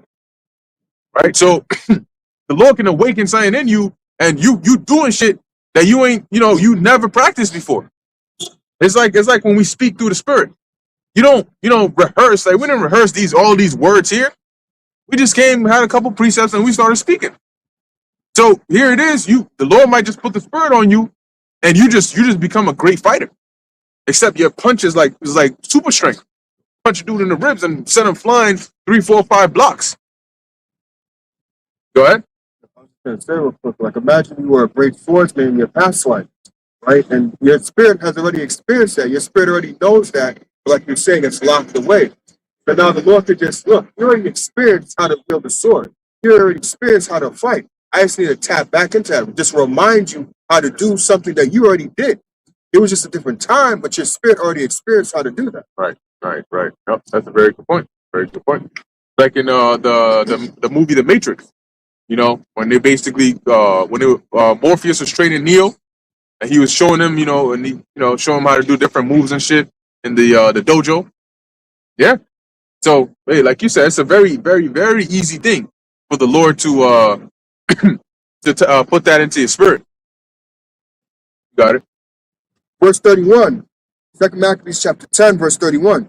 And there were slain of footmen 20,500 and 600 horsemen. Mhm. As for Timotheus himself, he fled into a very stronghold called Gawar, where Cheras was governor.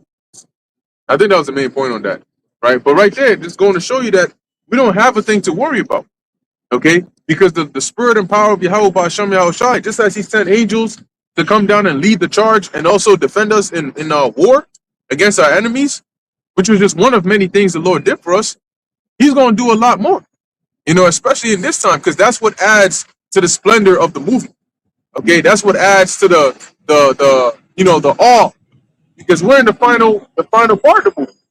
So the Lord he's going to make sure that this is recorded and it is like one of the top bangers, okay? Not to be forgotten about.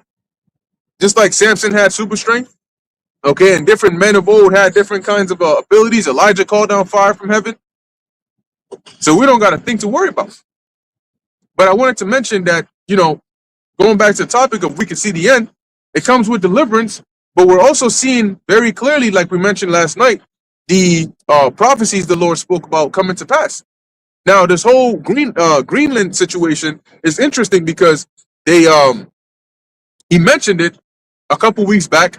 Oh, we need Greenland for national security. It's very important. We need it. And then he started to double down on it. And then now people are like, oh, okay, he's not joking around. Like, what's he talking about? To the point where now you got Denmark saying, yo, bro, you gonna mess up NATO doing this. We're gonna shoot first and ask questions later. Because you ain't coming over here to taking no Greenland. You ain't doing that shit. And so we're starting to see, like, we already knew, pursuant to let's get that real quick too. Revelation 17 about the beast and the whore. We already knew that was going to happen, but how exactly it's going to happen, we have to watch and see. But we can start to see these signs, like, oh, okay. I can see how it can possibly take place. But like I mentioned last night, we got our checkbook, our checkbook of prophecy out, and we just check it. We're ticking it off as we're watching. Okay, this is happening here. Okay, this is happening there. Okay. Sorry, Spotify. Oh, yeah, man. Them my drivers got chill out. Hey, Yeah, you got it. You know what Trump said too? He said he's going to give the citizens of Greenland $100K for them to just join the U.S. instead of basically secede from Denmark and join the U.S.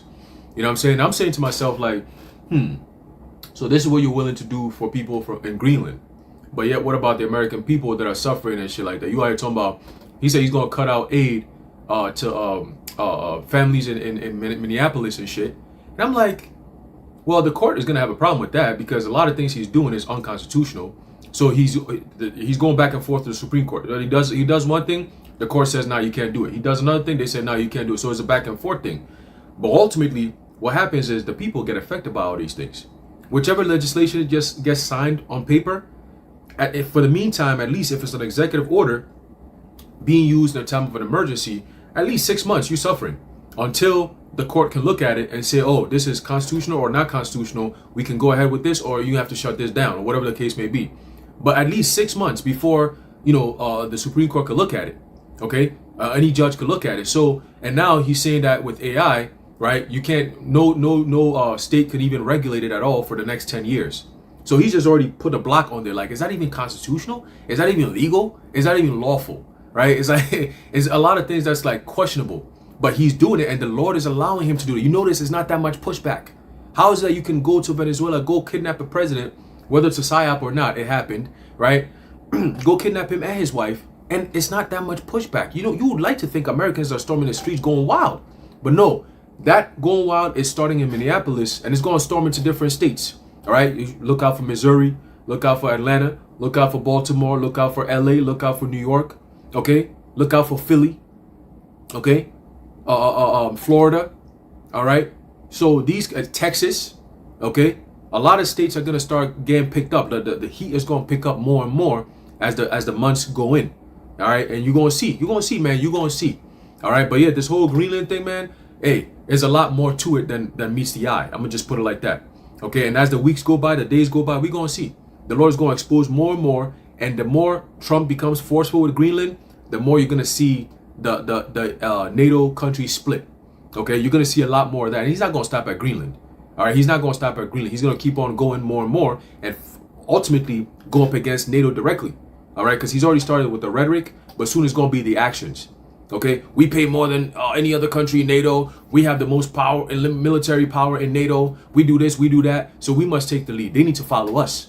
We set the tone, they follow. And the country's going to be like, nah, fuck that. Germany says no. Okay? You're going to have Belgium popping in saying, nah, fuck that. Because Belgium, they got beef with Israel. Right? I think it was a couple of years ago. They were like, yo, listen, man, we're not with that Israel shit, man. All right? Because Israel's not part of NATO. America's part of NATO. Why the fuck is America always backing Israel and not so much the NATO country? What's going on with that? Okay? So that's a whole problem right there in and of itself, man. But you're going to see, man. Look out for Turkey, too. All right, we're throwing that in the frame as well. Look out for Turkey; they might be next on the list. All right, but you got it, bros. Yep. Huh? Yeah. Well, yeah, that's right. That's right. Like Aharon said. And how do we know all that? Because it's biblical prophecy. All right, it lines up with the biblical timeline. You know what the Lord has set to happen to this place. You know, and I mean, now is the best time to be in prophecy, to know and understand it. There's a lot of people, once again, they're walking around like everything is all sweet out here, but they have no idea how badly their lives are about to change. When you really look at what people are concerned about right now, man, it's comical, because you know what's about to happen, right? You know what's on the agenda for this place, so it's comical, because it's like, damn, that's what you're worried about. Like, to you, it's a big deal, because you don't know of any bigger problems, all right? But the part where your ignorance is no longer excused is once you know about those bigger problems, you still don't care. Okay? So when the tiny things, it's like people are trying to, you are trying so hard to build this intricate sandcastle. Meanwhile, the beach that you're on is about to be flooded by a tsunami that is on its way there. And the tsunami is going to get there before you can even get halfway through your sandcastle. So what do you think is a better thing to do? Worry about how intricate your sandcastle is going to go? Or how you going to get your ass off the beach and get as far away from that city as you can and evacuate? Which problem are you more concerned with? And these people are more concerned with the sandcastle. And soon they're going to realize that, well, if you were mad that your sandcastle wasn't being built correctly, you're going to wait till you see the tsunami that destroys the sandcastle, you and the city that you in. You see? And when you drowning and there's alligators biting your feet in the water, you're going to think twice. You know? But Gustav and his cousins are up in there chasing your ass, whether land or sea, because them niggas are fast on land. Imagine sea. They got some big ass tails. Them alligators don't mess with no alligator, man. And they're smart too. They're gonna look at you, and the second you look, they're gonna close their eyes, and they're gonna come up with their snout like it's a log. Oh, and you wondering how is this log everywhere I go? I walk like 5 miles to the left, the same log is right there. Like, damn, what's going on over here? It should start, beckoning to you. Come on, come take a swim real quick. They're looking at you with the eye and shit. And you know them. Once you get in that water, like I said, if you thought they were fast on land, wait till you see them in the water. They grab you, they do that little death spin. Yeah, you losing an arm, a leg, or maybe everything. Everything on. And you see how strong they are too. Look how they manhandled them wildebeest in Africa and shit. You know what I'm saying? They be going in there like they'll go underwater, like you were saying, they'll go underwater, swim up to you, catch up. Cause you're not gonna outswim no. I don't give a fuck if you Michael Phelps, bro. You're not outswimming no crocodile or some alligator. Cause that's their habitat, right? That's like expecting a fish to outrun a monkey going up trees. You're in a different ballgame, bro. You see what I'm saying? So you out here chilling, you know what I'm saying? Whatever, you end up in some godforsaken waters or whatever the case may be. You know what I'm saying? At that point, you food, bruh. You ain't, hey, brother, you food. You know what I'm saying? The fucking alligator go underneath, swim up to you, catch up to you, grab you up, right? He doesn't even pop his head out to see, oh, this nigga up. He sees you underneath the water. And he grabs you from underneath the water. Next thing you know, homeboy is out here swimming. Next thing you know, he's no longer there. All you see is a splash of water and that's it. He out of there. You see what I'm saying? So the Lord gonna be using, it says teeth of wild beasts to tear, right? So all these wild beasts, you're gonna have lions, bears, right? Alligators, okay? You're gonna have people walking around and you're gonna have a raven come out of nowhere and just peck your eyeballs out, man, just like that on some aggressive shit. Now what? Okay? The Lord could get you in so many different ways. People be out here downplaying the power of the Lord. Like, you people, man. He could use the slightest thing, right? Freaking ants, fire ants. You know what I'm saying? The Lord could have you in the field somewhere as a man. You out here playing around, fucking around, whatever the case may be. Think you escape some danger. You know what I'm saying? The Lord could have a tick land on your sack. Now what? Now you got what's that the disease? Lyme disease. You got Lyme disease and ain't no treatment. And it's like something so minute. Like, here you go. You now you fucked up. Your whole life has changed. Now you understand what pain really means. All right, the Lord could do that. You know what I'm saying? But yeah, just you got it, bro. Yeah, that's crazy work, bro. Take on the sack is crazy. Hey, but that's judgment. You know, them demons, they get real meticulous. You know, mess around and hey, let's back that. I got you, bro. There's that story. I forgot exactly what because you know in Ghana they'll tell you like stories, but there's a moral to it, and I forgot exactly what the moral of the story was, but it was basically a hunter that fell asleep under a tree while he was hunting, and he was wearing shorts, and he woke up and he saw the tail of a snake coming out his shorts, right? And obviously he knew at that point what was going on because if the tail is coming out the shorts, that means the head is in the shorts.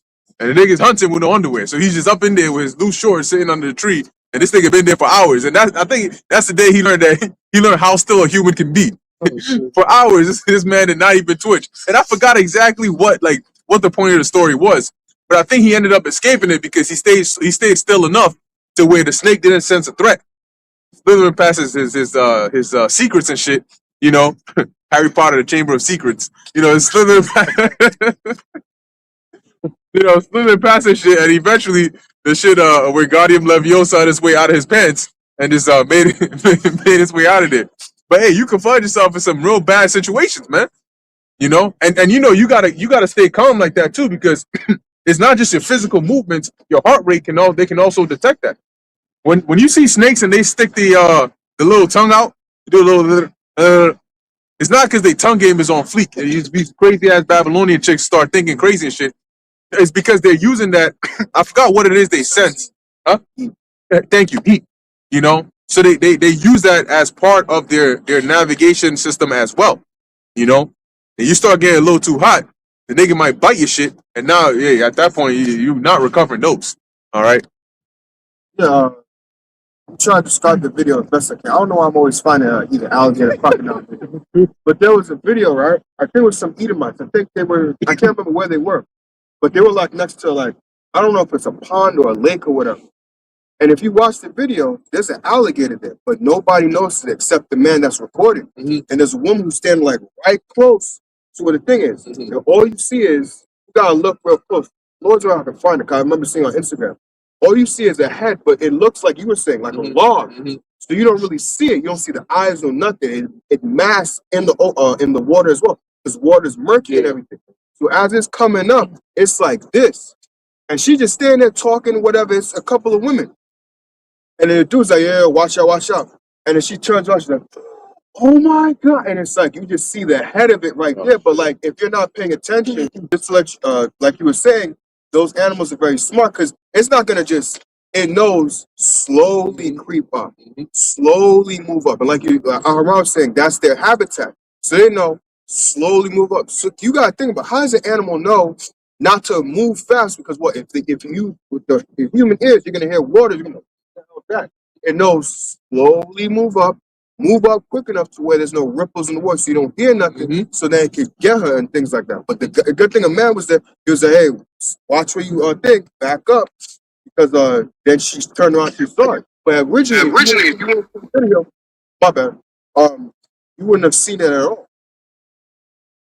Yeah, I was going to say real quick too. That's what Esau uses because they study nature as well, and that's what they use to come up with the concept of gradualism, right? Creeping up on you slowly, right? They every step that they take is a step that's incremental, but it's pivotal enough where you're not even going to see it.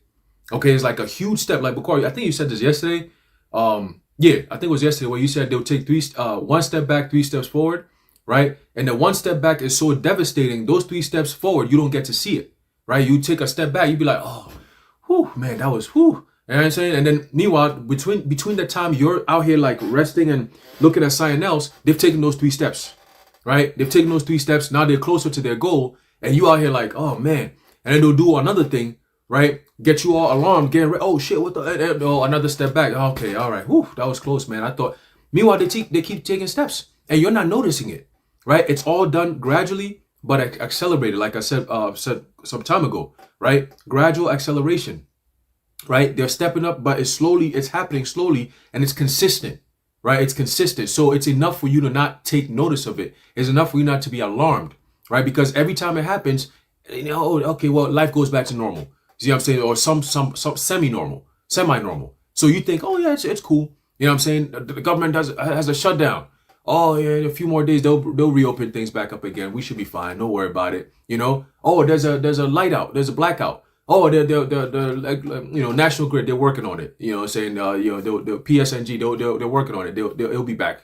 You know what I'm saying? There's a food shortage. Oh, the trucks, they're gonna be back. They'll be putting the food in the grocery store soon. You know what I'm saying? Everything is always, especially with Americans, they are so you like Americans don't understand how your culture in America has rendered you weak. All right, mentally, physically, spiritually weak to the point where when you see strong people, you look at it as a threat. All right, that's what's going on right now. So when we come up here and we speak the way we speak and bring you all the information, is a shock to their system. They're not used to that. They're not used to men speaking boldly against the system like that. They're not used to men exposing the life lies that they've been living this whole time. They're not used to that. They're not used to men calling women out for the bullshit that they be on. They're not used to that. Okay? They're not used to that refreshing energy that comes from the spirit and power of Yahweh Hashem Yahushai. They're not used to that.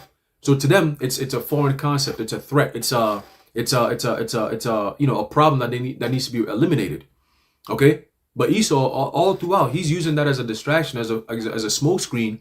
Meanwhile, he's doing everything to make sure that you're not going to be in a position to get out when he clamps down.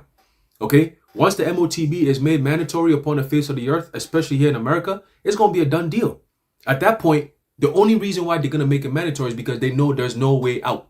There is no other way out. Ain't no other company that has another option to say, oh, you can buy and sell without the chip. No.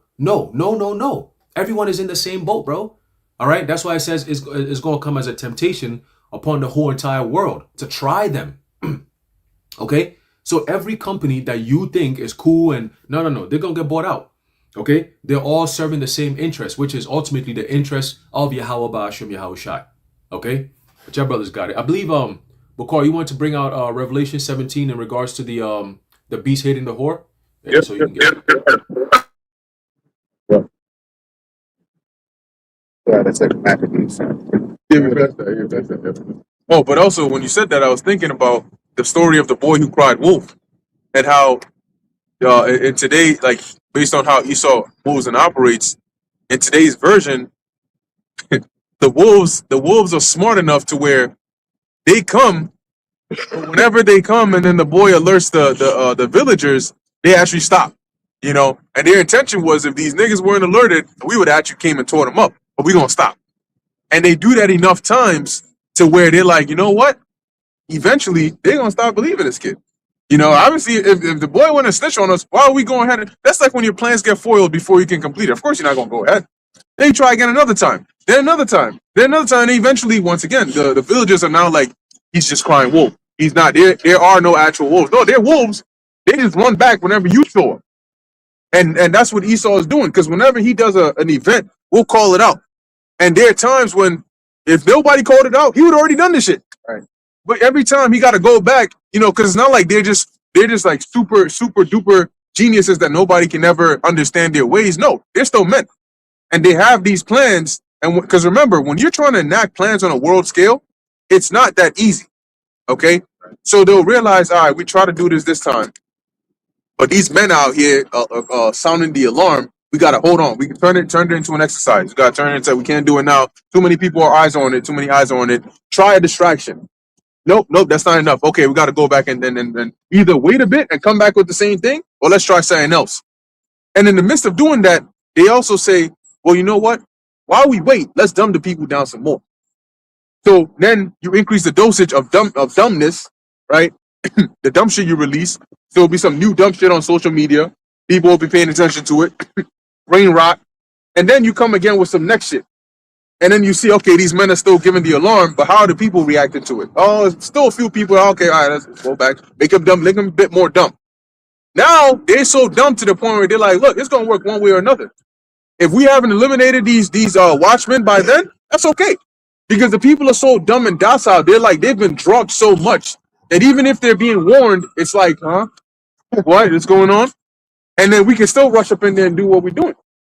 And they're at that point now to where they're openly doing shit, and people, it's like a red car is in front of you, but all people see is white.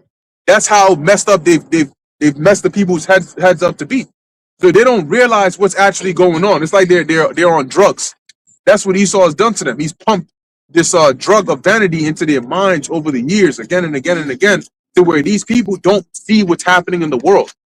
And now he can literally say, we're going to go up and hit Iran really, really hard. And people don't realize what that actually means. Their minds don't work as far back to say, wait, Iran, aren't they allied with Russia? Don't you already have a beef with Russia? Isn't that going to start some shit? Like, isn't this a repeat of things you've already done in the past that have not gone so well? Their minds don't think that far.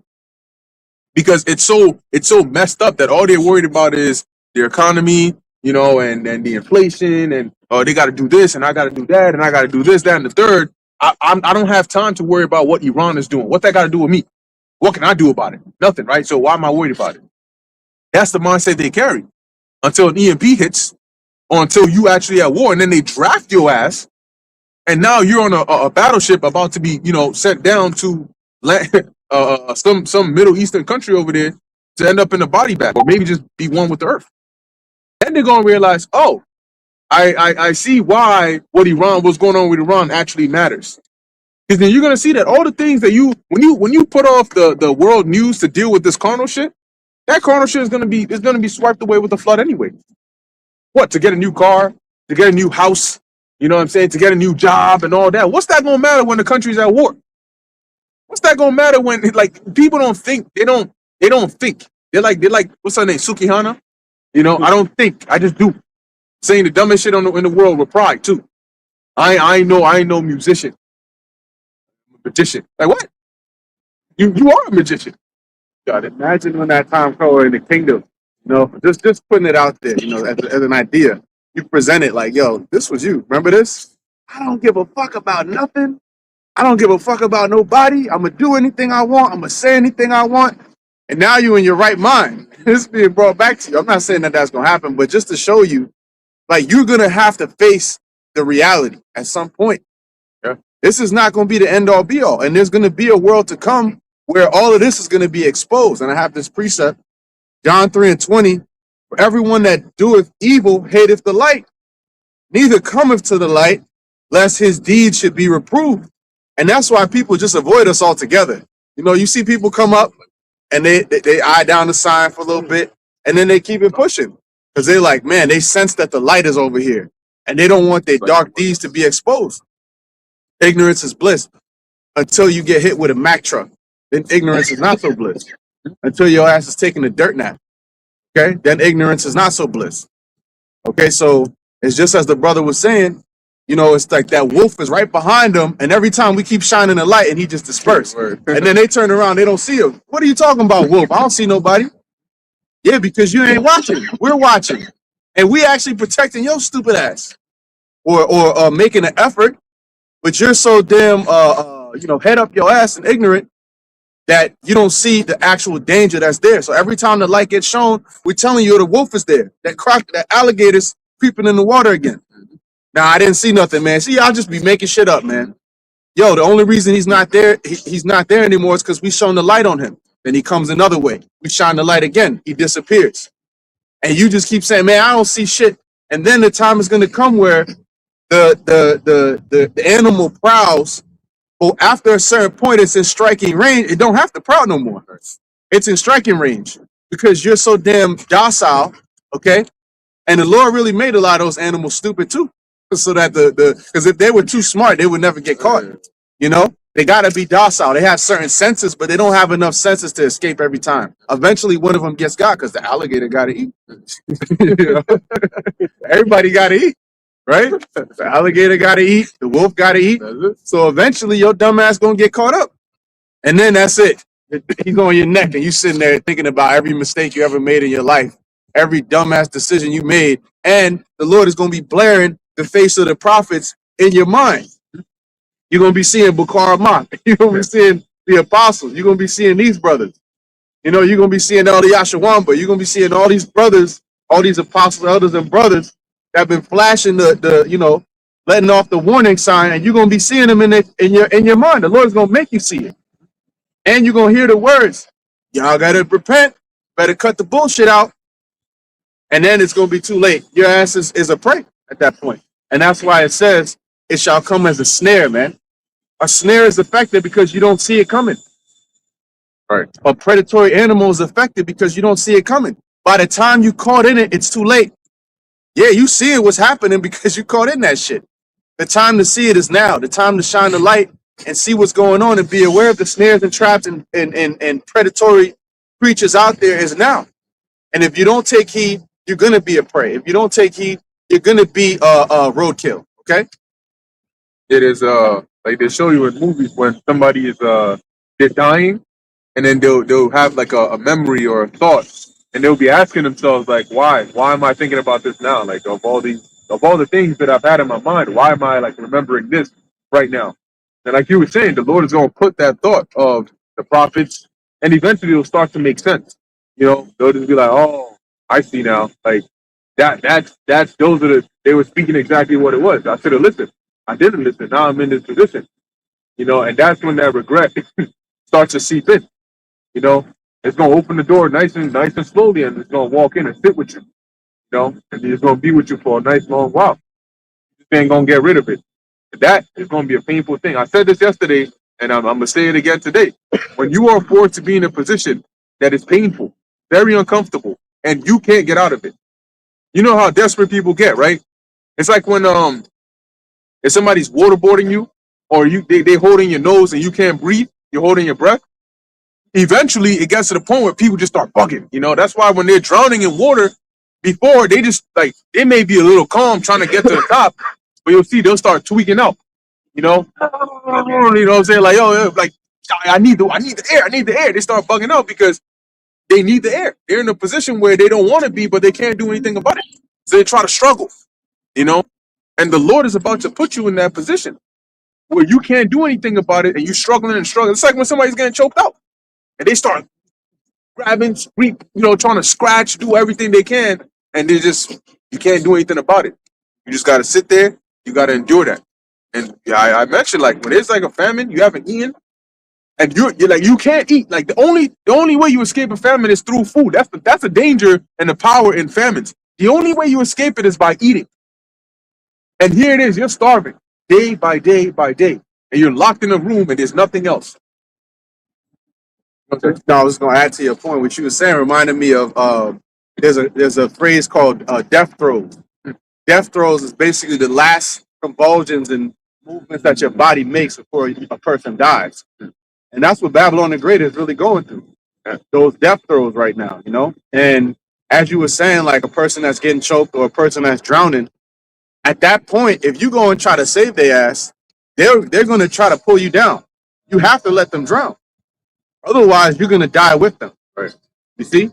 So that's like when they're going to come to us like, yo, the oil. Listen, there's only enough to go around.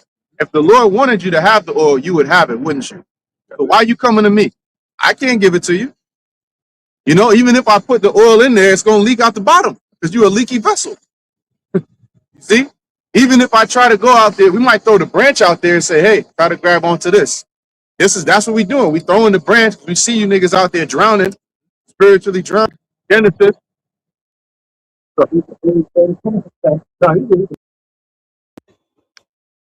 We Israelites. What does that mean? You read the Bible?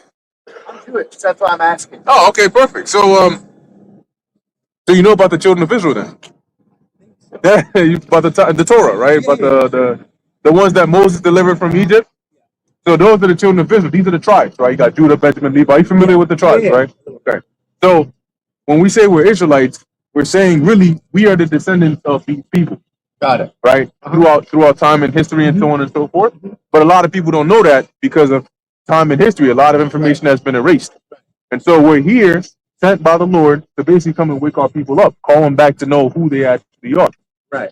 So are you saying that, like, Jews and people, like everyone else, the so-called we're all from the same tribe, is what it is? Well, there are 12 tribes, right? Right. So we're saying here that these are the modern day terms that are placed on the descendants of these people. Got it. So at some point in time in history, those that were known as the tribe of Judah, Mhm. collectively, Judah, Benjamin, and Levi, were Yeah. called Jews. Yes. But really, to be a Jew means it's short for being of the tribe of Judah. Right. Right? Right. And throughout history, eventually, they ended up having their names changed, and these were the labels placed on them. Got it. Asians, West Indians, Negroes. This is like Yeah. predominantly, Sure. right?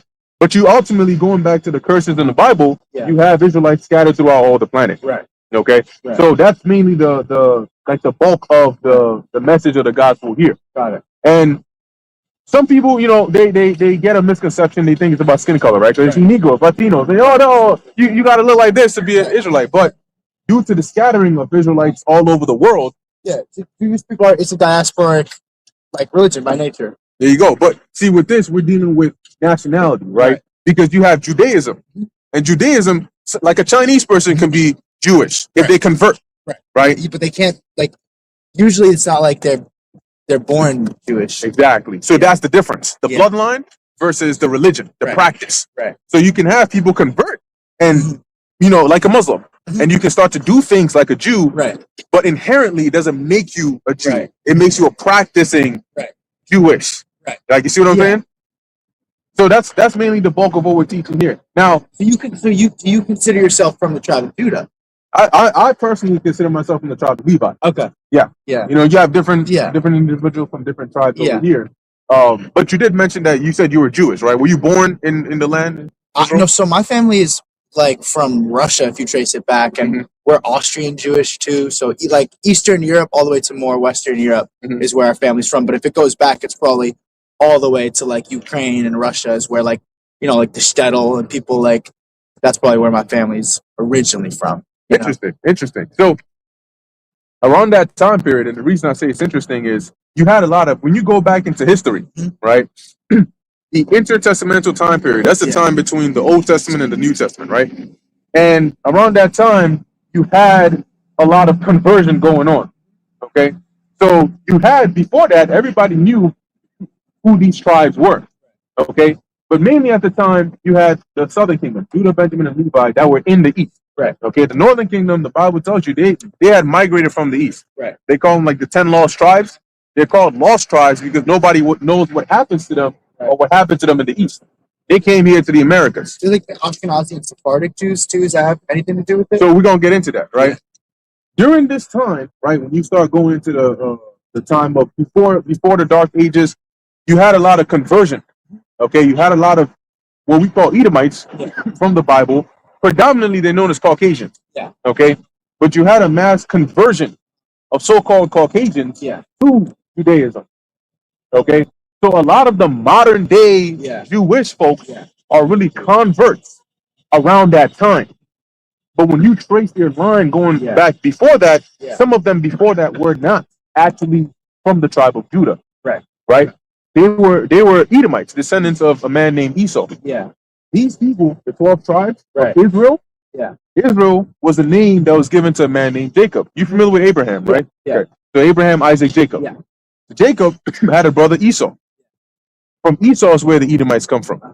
From Jacob is where the 12 tribes come from. Yeah. Right? Yeah. And so over time, throughout that conversion, you had those that were from the line of Esau convert to become here.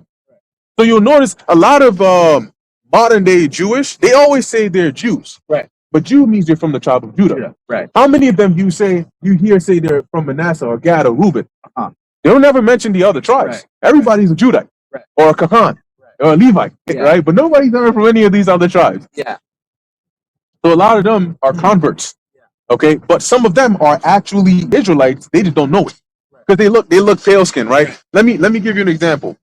If somebody like me, Yeah. if I went to Russia, right, and let's say I lived there for a good period of time, I found a nice Russian woman, very beautiful, Yeah. and then I had children with her, Yeah. right? It's possible that even in the first generation, my child might come out taking after the complexion of his mother, right? And so he may look Russian, right? But his genes are from me. Right, the dominant genes come from the father, and so he may look Russian, but let's say 2, 3, 4 generations down the line, he starts speaking with the accent, he starts practicing. People might not know. Exactly. If he came back here, they're gonna look at him and say, "Oh yeah, he's Russian. His skin is just a little darker. He speaks like a Russian. He looks like a Russian." But if you go back in his lineage, you're gonna say, "Wait, this is what his grandfather looks like." Right. And so a lot of people get caught up on the skin color, and they say, "Oh, you must be an Edomite, or you must be Caucasian because you look white."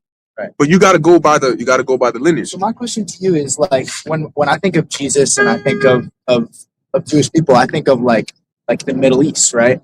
And like you're saying so-called West Indians, Haitians, Negroes, as it says. I think of people of darker complexion being closer to sub-Saharan Africa, right? And being like more Southern Africa. So how does that make sense if like Judaism and Christianity and everything originated more up north towards the Middle East? Okay. So, like, if I understand your question right, if you picture more of the inhabitants that are more darker skinned to be more in South Africa, how would these darker skinned people be Jews if they're more north and not in Africa, right? That's my question.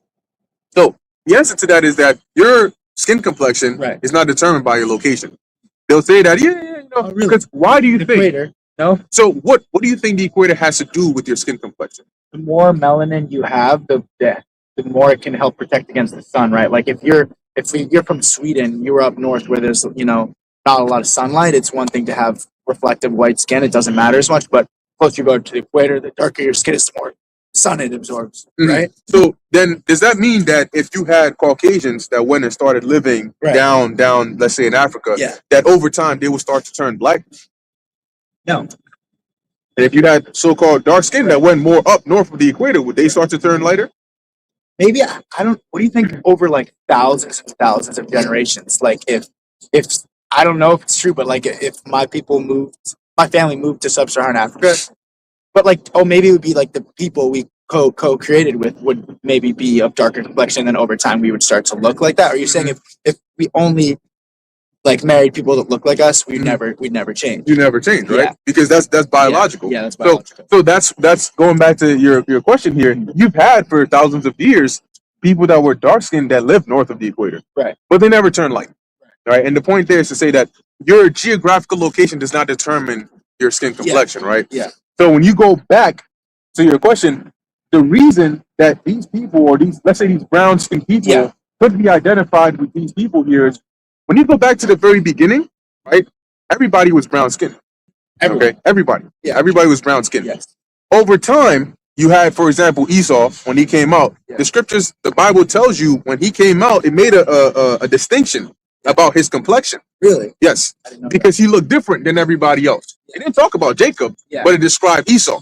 Okay, so he looked different than everybody else. Now, when you go into the Bible, you have lepers, right? You know what leprosy is, right? Yes. Okay. You have clean lepers. A clean leper is if you have somebody like me, Yeah. and I have these like white spots of like Yeah. leprosy on me, discoloration. I'm an unclean leper. Uh-huh. But let's say all that white spot like an albino, Yeah. right? It starts to turn all white. Right. Yeah. I'm a clean leper. Yeah. But that's leprosy. Okay. So over time, you start to have people, i.e., descendants of Esau, which were born without that dark shade of melanin that we do. He was banished, right? So it was like they told. Was he like? No. Esau the man wasn't banished. Uh-huh. Okay, when he was born, he still had people. He lived Yeah. amongst the land. Over time, they moved out.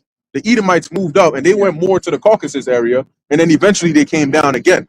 So when you go into history, you deal with like the Etruscans, which are originally dark-skinned people. Yeah. When you look at the murals and so on, Uh-huh. you said Russia, right? Yeah. You know that in Russia they have icons and Yeah. so on and so forth that are dark-skinned, right? A lot of them are dark-skinned, the Russian icons. Yeah. You know why some of them have the noses cut off and they look whitewashed? When the Edomites came up into power, and you got to think about this, when they came up into power, they saw that majority of everybody in here doesn't look like us. All these great people, they don't look like us, right? But if we say that we are these people, somebody's gonna come and say, "Well, you don't really look like these people now, do you? You look more like an imposter." Yeah. So what do? They said, "Well, there's a distinction when it comes to like black people. When you look at their nose, our noses are wider, our lips are bigger. So what do? They said cut it off, because if it's a statue, how are you're gonna look at it instantly to, oh yeah, that's a black dude right there. They cut off the noses because it makes it harder for you to tell what nation of people they are. Right. And then it's called iconoclasm. They destroyed the icons by painting over the dark skins and making it lighter. Okay, it's called whitewashing. Right. So, like I said, going back to the Etruscans, which were originally dark skins, the original Romans, the original Greeks, when the Edomites took them over, they started to whitewash, they started to take it over. So people think the original Greeks are lighter, but they're darker because they were originally Japhetic, right, from the three sons of Noah. So anyway, going back to your question, these people here that were originally in the land, they were dark skinned to begin with. Everybody was dark skinned to begin with, right? You ever are you familiar with like history? A little bit. Okay. What All right. part of history? Okay. I know the education in Russia is much better than America, so I have confidence in history, right? Hey, I'm not. Oh, you were born here? Yeah. I live on 160th Street. Okay. Well, hey, you know what? You still got Russian genes, so it's probably better than over here. You gotta do your thing though. No, you're good. We welcome conversation. You on mute? Were you gonna say something, bro? yeah, I was going to say that look Can you hear? into look into history of the Khazar Empire, right? Going to the 6th, 7th century with King Bulin, that was their king, and he decided that he wanted to convert, the Khazarian Empire to be more of a holy people, because they were considered, prior to that time, they were considered as savages, right? They were kicked out of pretty much every empire that they ever been around. It tells you in the book of Job, the 30th chapter, right? That they were driven forth from among men, okay, because of their behavior and so on and so forth. They were known as savages.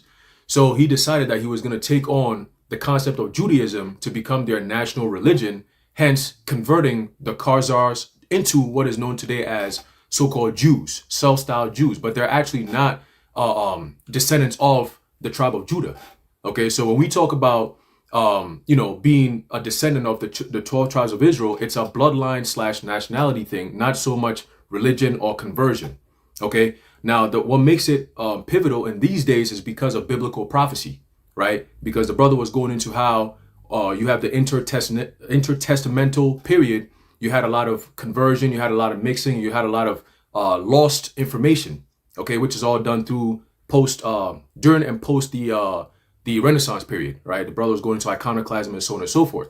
So fast forward from that time all the way till now, Bible says that in the last days before the end of this kingdom, the children of Israel who are scattered from where they were before, which is the land of Israel, right? Both kingdoms, both northern and southern kingdom, will be brought back, okay, by way of this word, the men of the Lord preaching this word, the truth, okay? So you're going to have, like yourself, whoever that brother is, right? You're going to have yourself coming up here to inquire, right? You're going to be inquiring because you're like, wait a minute, but you guys are saying this list here that I'm seeing of the 12 tribes, I'm not on there. So what about me, right? That's not a problem. If you're an Israelite, it doesn't really mean, oh, you're going to look just like us, maybe dark skin or brown skin or whatever the case may be. You could look like any person upon the face of the earth, because that's part of the curses that the Lord put on our people, that we're going to be spread throughout all the nations.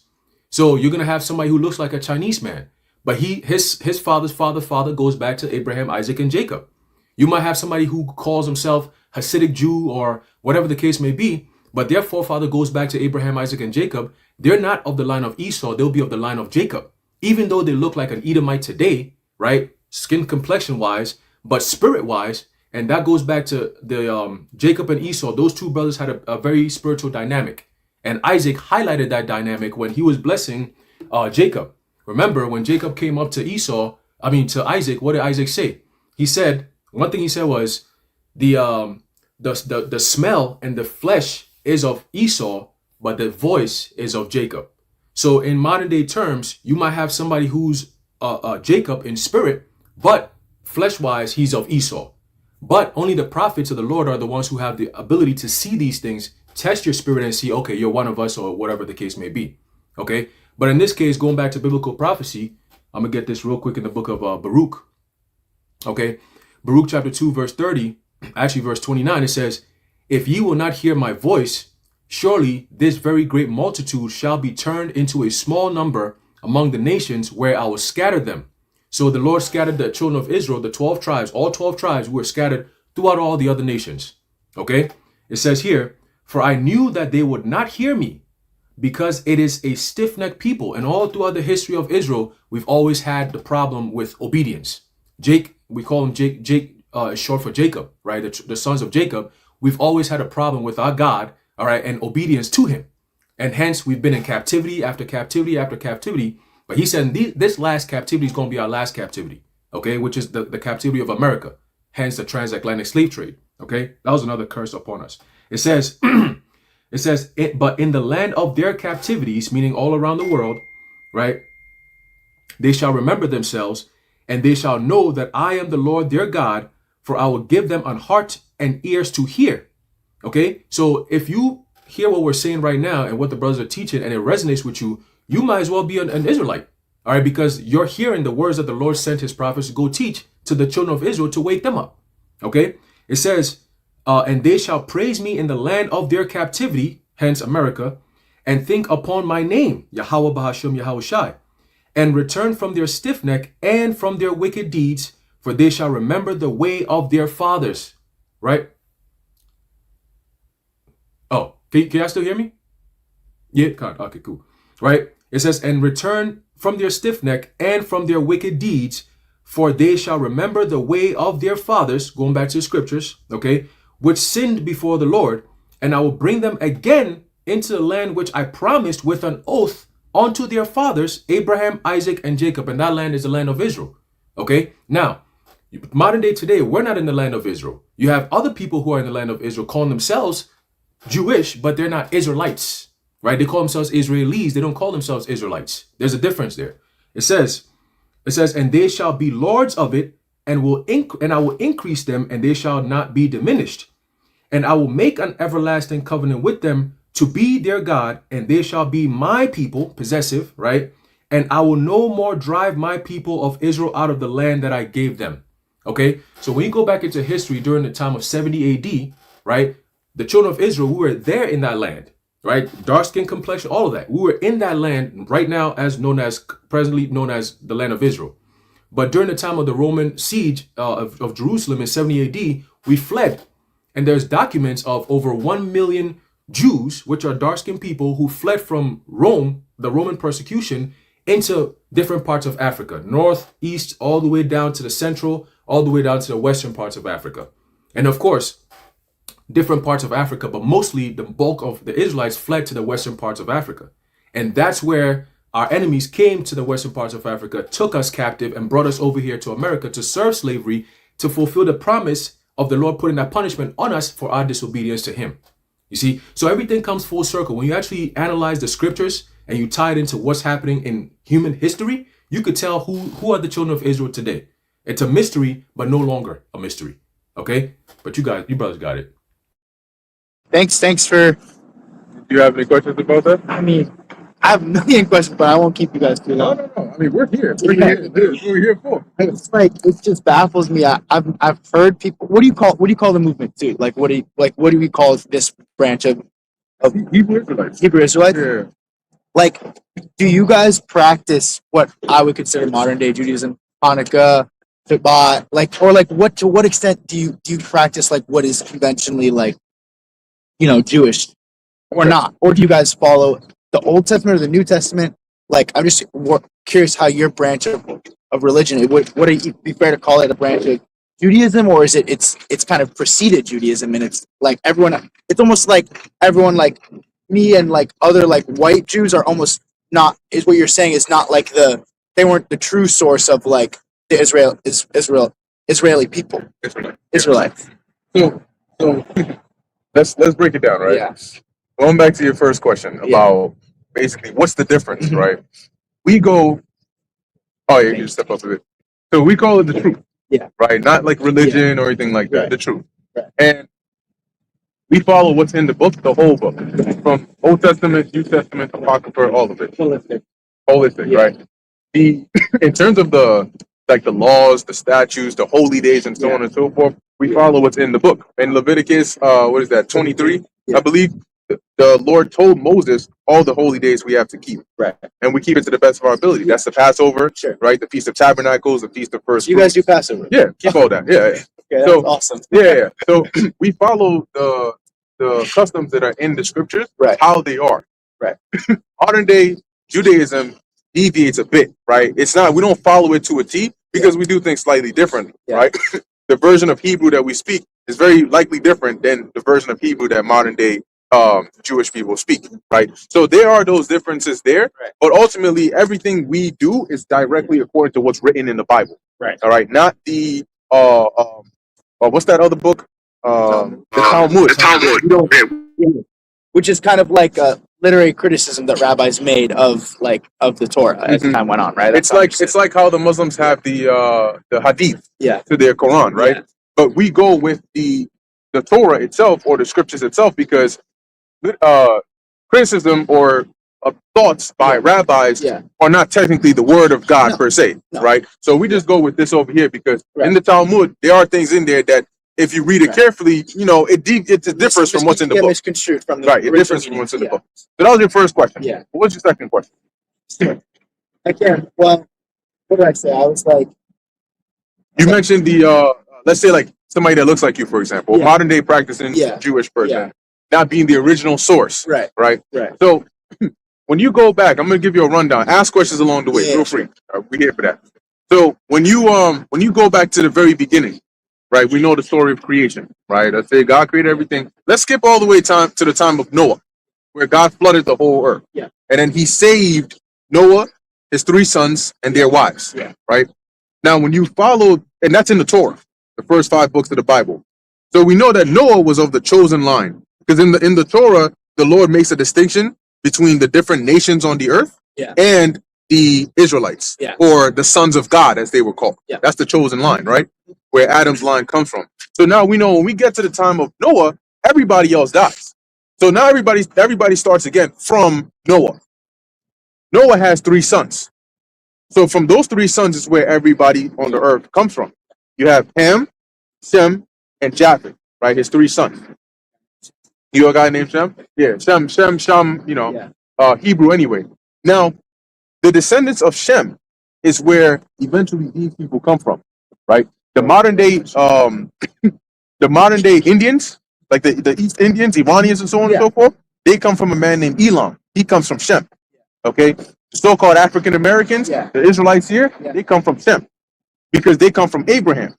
Abraham comes from Shem, Yeah. right? Yeah. Esau, the Edomites today, they come from Shem, right?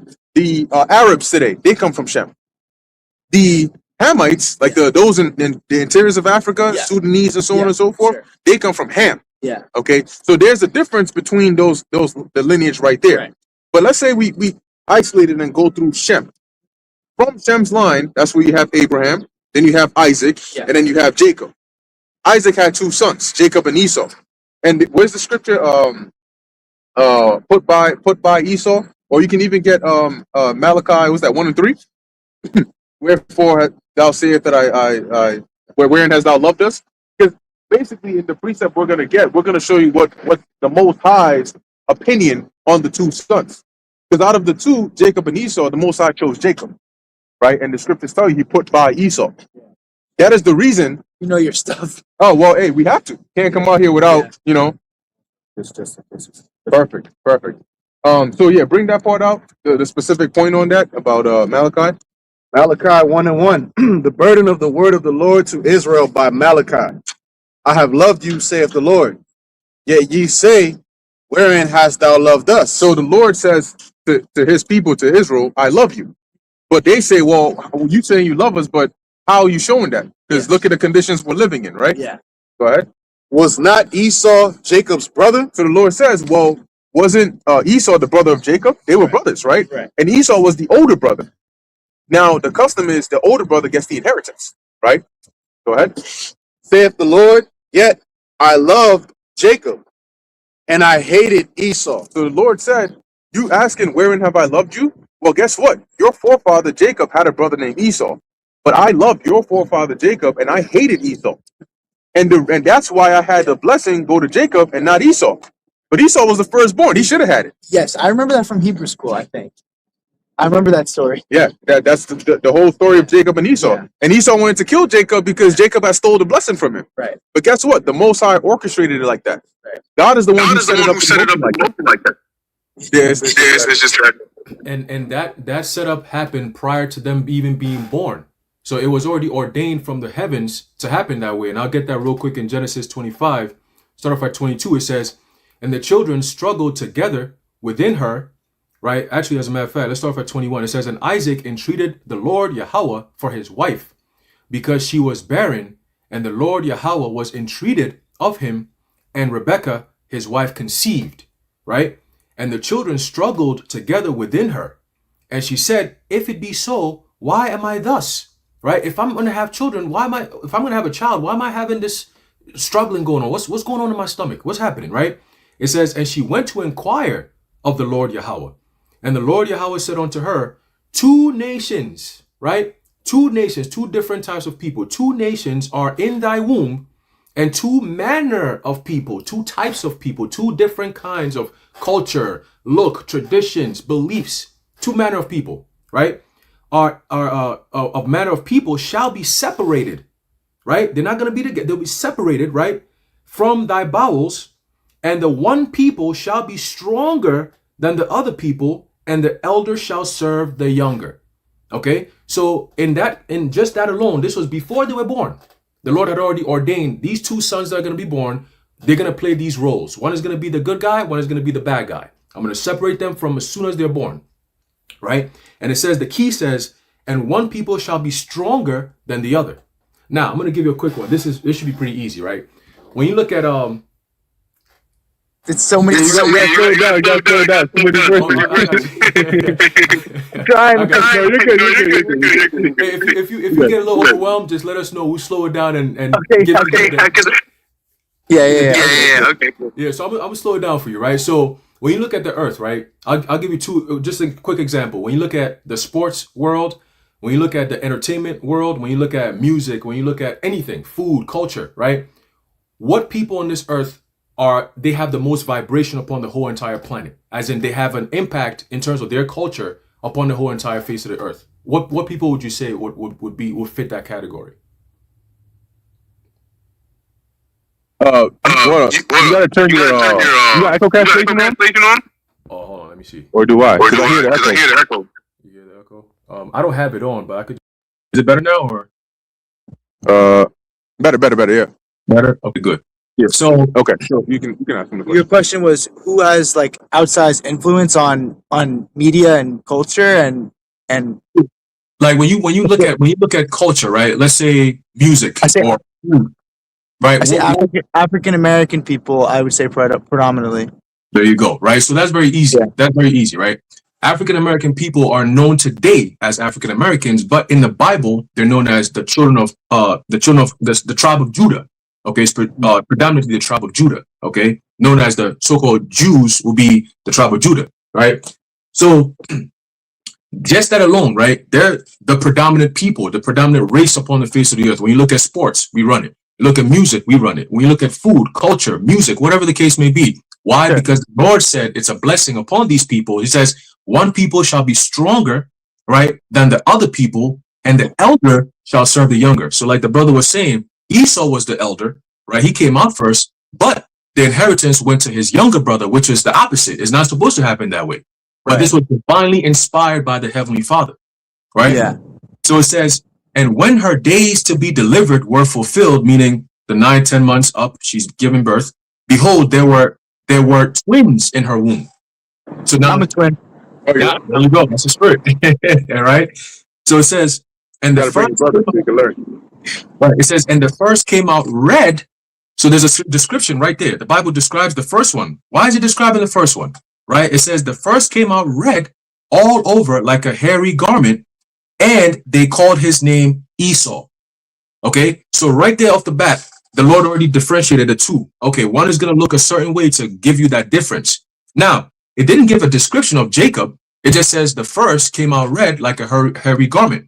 Now, what people on this earth, right, that predominantly when they get angry, what color do they turn? Let's say pink or red, whatever the case may be. What people will be saying on the face of the earth? I would be- wonder who. exactly, right? So I just gave you two descriptions or just two things that you could use today to describe what the scriptures is talking about, and the answer was very obvious, right? But to us, it's obvious because we have the understanding of it. We understand the history, we understand the prophecy, and so on and so forth. But for other people, it's not so obvious until their minds are turned to it. Their eyes are open to it, just like you today, hopefully, right? Can I ask you a question? I don't mean to interrupt. Like, I feel like a lot of African American culture centers around Christianity, like predominantly. Like, I just feel like, you know, like also Korean people take Christianity, but when I'm thinking of African American culture, I feel like they hold in general like Christianity to mean a lot. And like, do you see that? Like, how do you see that? Like, you know, in relation to what you guys are teaching, and like, is it because like of historically that their captors were, you know, Christian, and then they became like Christian through their slave owners? Is that how you understand it, or like, are they missing the point, or is it not so black and white? Okay. No pun So, intended. yeah. So a simple, We don't get offended. Yeah, We don't get yeah. offended. So you can Yeah, speak yeah. honestly. Don't worry. Good. a simple answer is yes. Of course, you had once you're in slavery, your slave owners he's the one who's gonna dictate, you know, what you do with your life and so on and so forth. But it's also spiritual, right? In the sense of, Yeah. I'll get you a quick one here. Romans chapter 10, verse 2. It says, "For I bear them record that they have a zeal of God, but not according to knowledge." Right? So you see, most African Americans have that zeal. They're always going to church, you know, they have the Bible and so on and so forth. But do they really have the understanding of it? Do they really Right. know who they are? They don't call themselves Israelites like we do, right? Because they still call themselves Christians and we could all be saved and all this blah, blah, blah stuff, right? But when you actually scrutinize it, The spirit is there. the spirit is there. Exactly. They call them the Negro spirituals. Why do they call them Negro spirituals? Because there you go. They're the same people when they were singing to the Lord back in the wilderness, right? When the Lord took us from Egypt and brought us into the wilderness for 40 years and then eventually into the promised land, all these different things. Those same people are the same people that you see today, known as African Americans that live in the ghettos and the swamps and so on and so forth. But not just them. You also have the Northern Kingdom, which is predominantly the so-called Latin American countries, right? You have the Native Americans as well, right? Yeah. Those people are also part of the 12 tribes of Israel. But being that we're so scattered, we got all kinds of different names. So it makes it hard to differentiate. But the Spirit always shows you who may be who, right? So you, for example, you might be, like I said, part of any of the 12 tribes. We just don't know exactly where you may be from, but you may be one of us. You just look different. You see what I'm saying? But to answer that question, yes, you have, well, most of us were all so-called Christians at one point, right? We believed on the whole Christian doctrine.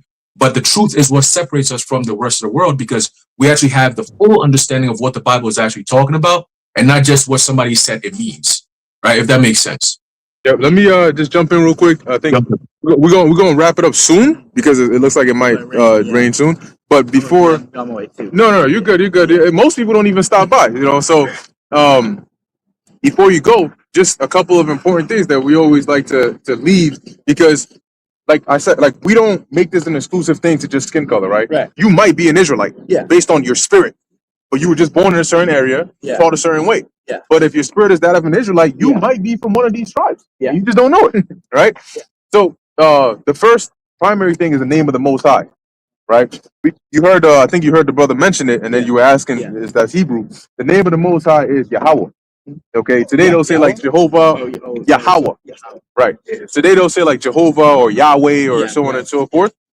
When you go back to the actual Hebrew, Yeah. the ancient Hebrew that Moses spoke, Right. Paleo Hebrew, the only sounds in that language are ah and I. Look up the Paleo Hebrew alphabet or Phoenician Hebrew. Yeah. It'll be ah, ba, ga, da, ha, wa, za, ka, all of that. And we always out here. So you Yeah. come back next week, you learn Yeah. some more. Same time. Same time, yeah. I was just at my girlfriend's and I was like, I'm gonna walk home. I'm not gonna be on my phone, and I'm just gonna see what happens around me.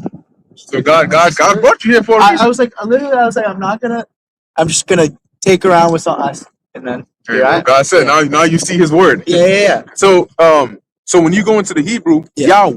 Yahweh, there's no eh sound in Hebrew. It's just ah and I. Yeah. So it's Yahweh. That's the name that the Lord gave Moses. Adonai, right? That's the name that He gave Moses when He said, "Go and get the people of Israel out of Egypt." Yahweh. And the name of His Son, who the Messiah, a lot of people call Him Jesus, right? But think about it. Jesus is not English, and Jesus is Greek. But the Messiah wasn't a Greek; he was a Hebrew. Yeah. Hebrews didn't speak Greek, Right. or not most of them. Yeah. Mary and Joseph, his parents, they didn't speak Greek. No. So why would they call him Jesus if they didn't even speak Greek? The translation they gave him in Greek was Jesus, but the letter J didn't exist at his birth. So how can you call somebody Jesus if that letter didn't exist? So when you go into the Hebrew, his name, the son's name is Yahweh Shai. Sounds like Yahweh, but you just add the Shai at the end. Yahweh Shai. And the meaning of that is He deliverer. Yah in the Hebrew is He, the prefix, and Hawah Shai means to deliver. Okay, so you have Yahweh the Father, which is He is. Can't put anything after that because He's everything. And you have His Son, Yahweh Shai. Now, I'm sure maybe you were taught differently on what the name of God is, but hey, you pray, don't you? Not really. Well, you should. Hey, we're in evil times, man. You gotta pray. You gotta pray. But when you pray, you can ask God, if you're more comfortable saying that, to show you what's His true name. Ask Him if the things we're telling you are true or not. And if you are one of His people, or even if you're not, He might just show it to you. You know, some way, somehow. Just like He brought you here today, He'll open up your mind. You'll have questions, and you got to ask questions. You know, Judaism's all about questions. all about, because there are some beliefs that they shun questions. Yeah. Why is this night different than all other nights? Yeah, exactly. Everything is about. And you know why they do that? Because when you ask too many questions, you're thinking too much. And eventually you're going to come to a point where the preacher or the rabbi might not be able to explain it. Right. And that's a problem. Right. Now you're the problem. Now the devil's on you. You gotta go and pray and fast, right? So you gotta ask questions.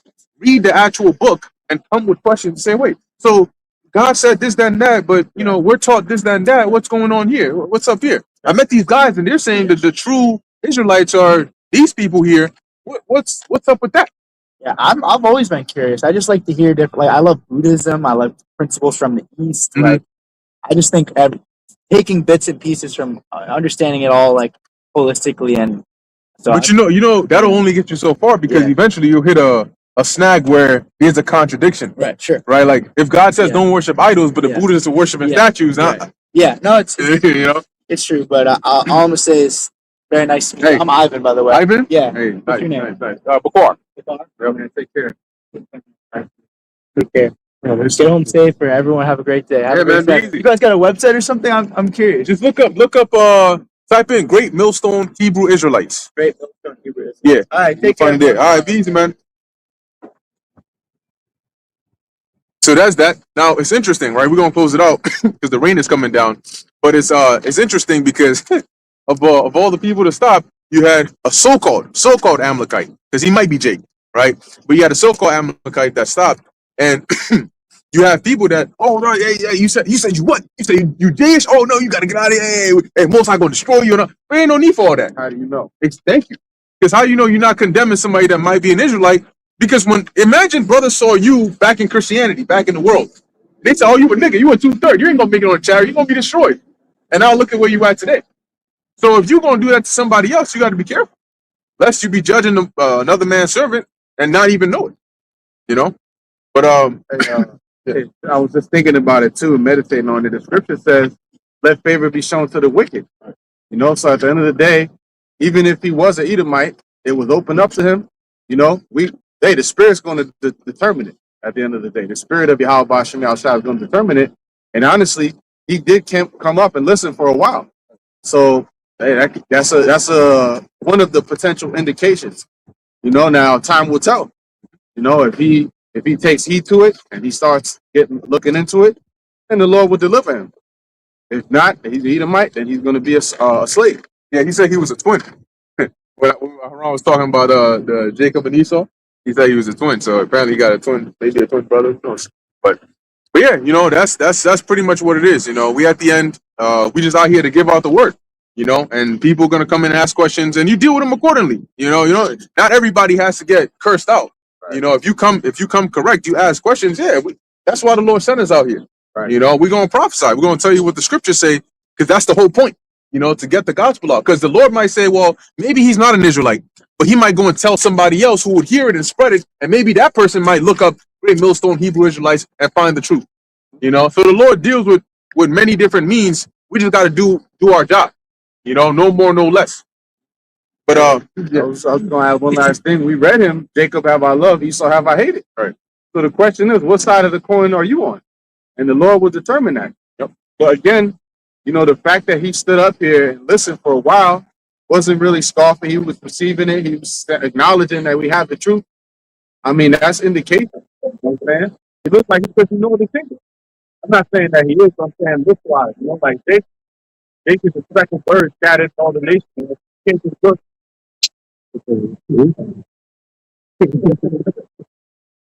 My bad. I'm not playlist. Yeah, Oh, yeah. I think it's- But yeah, no, you know, at the end of the nah, let me turn off the power. yeah, this is on.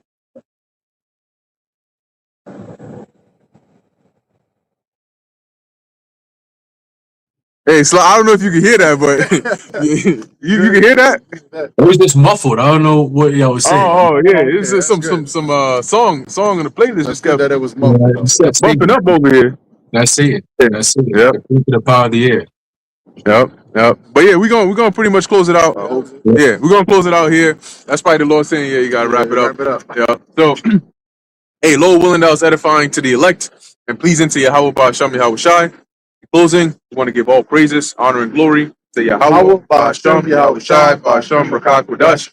Until next time, Shalom. No, you good, bro.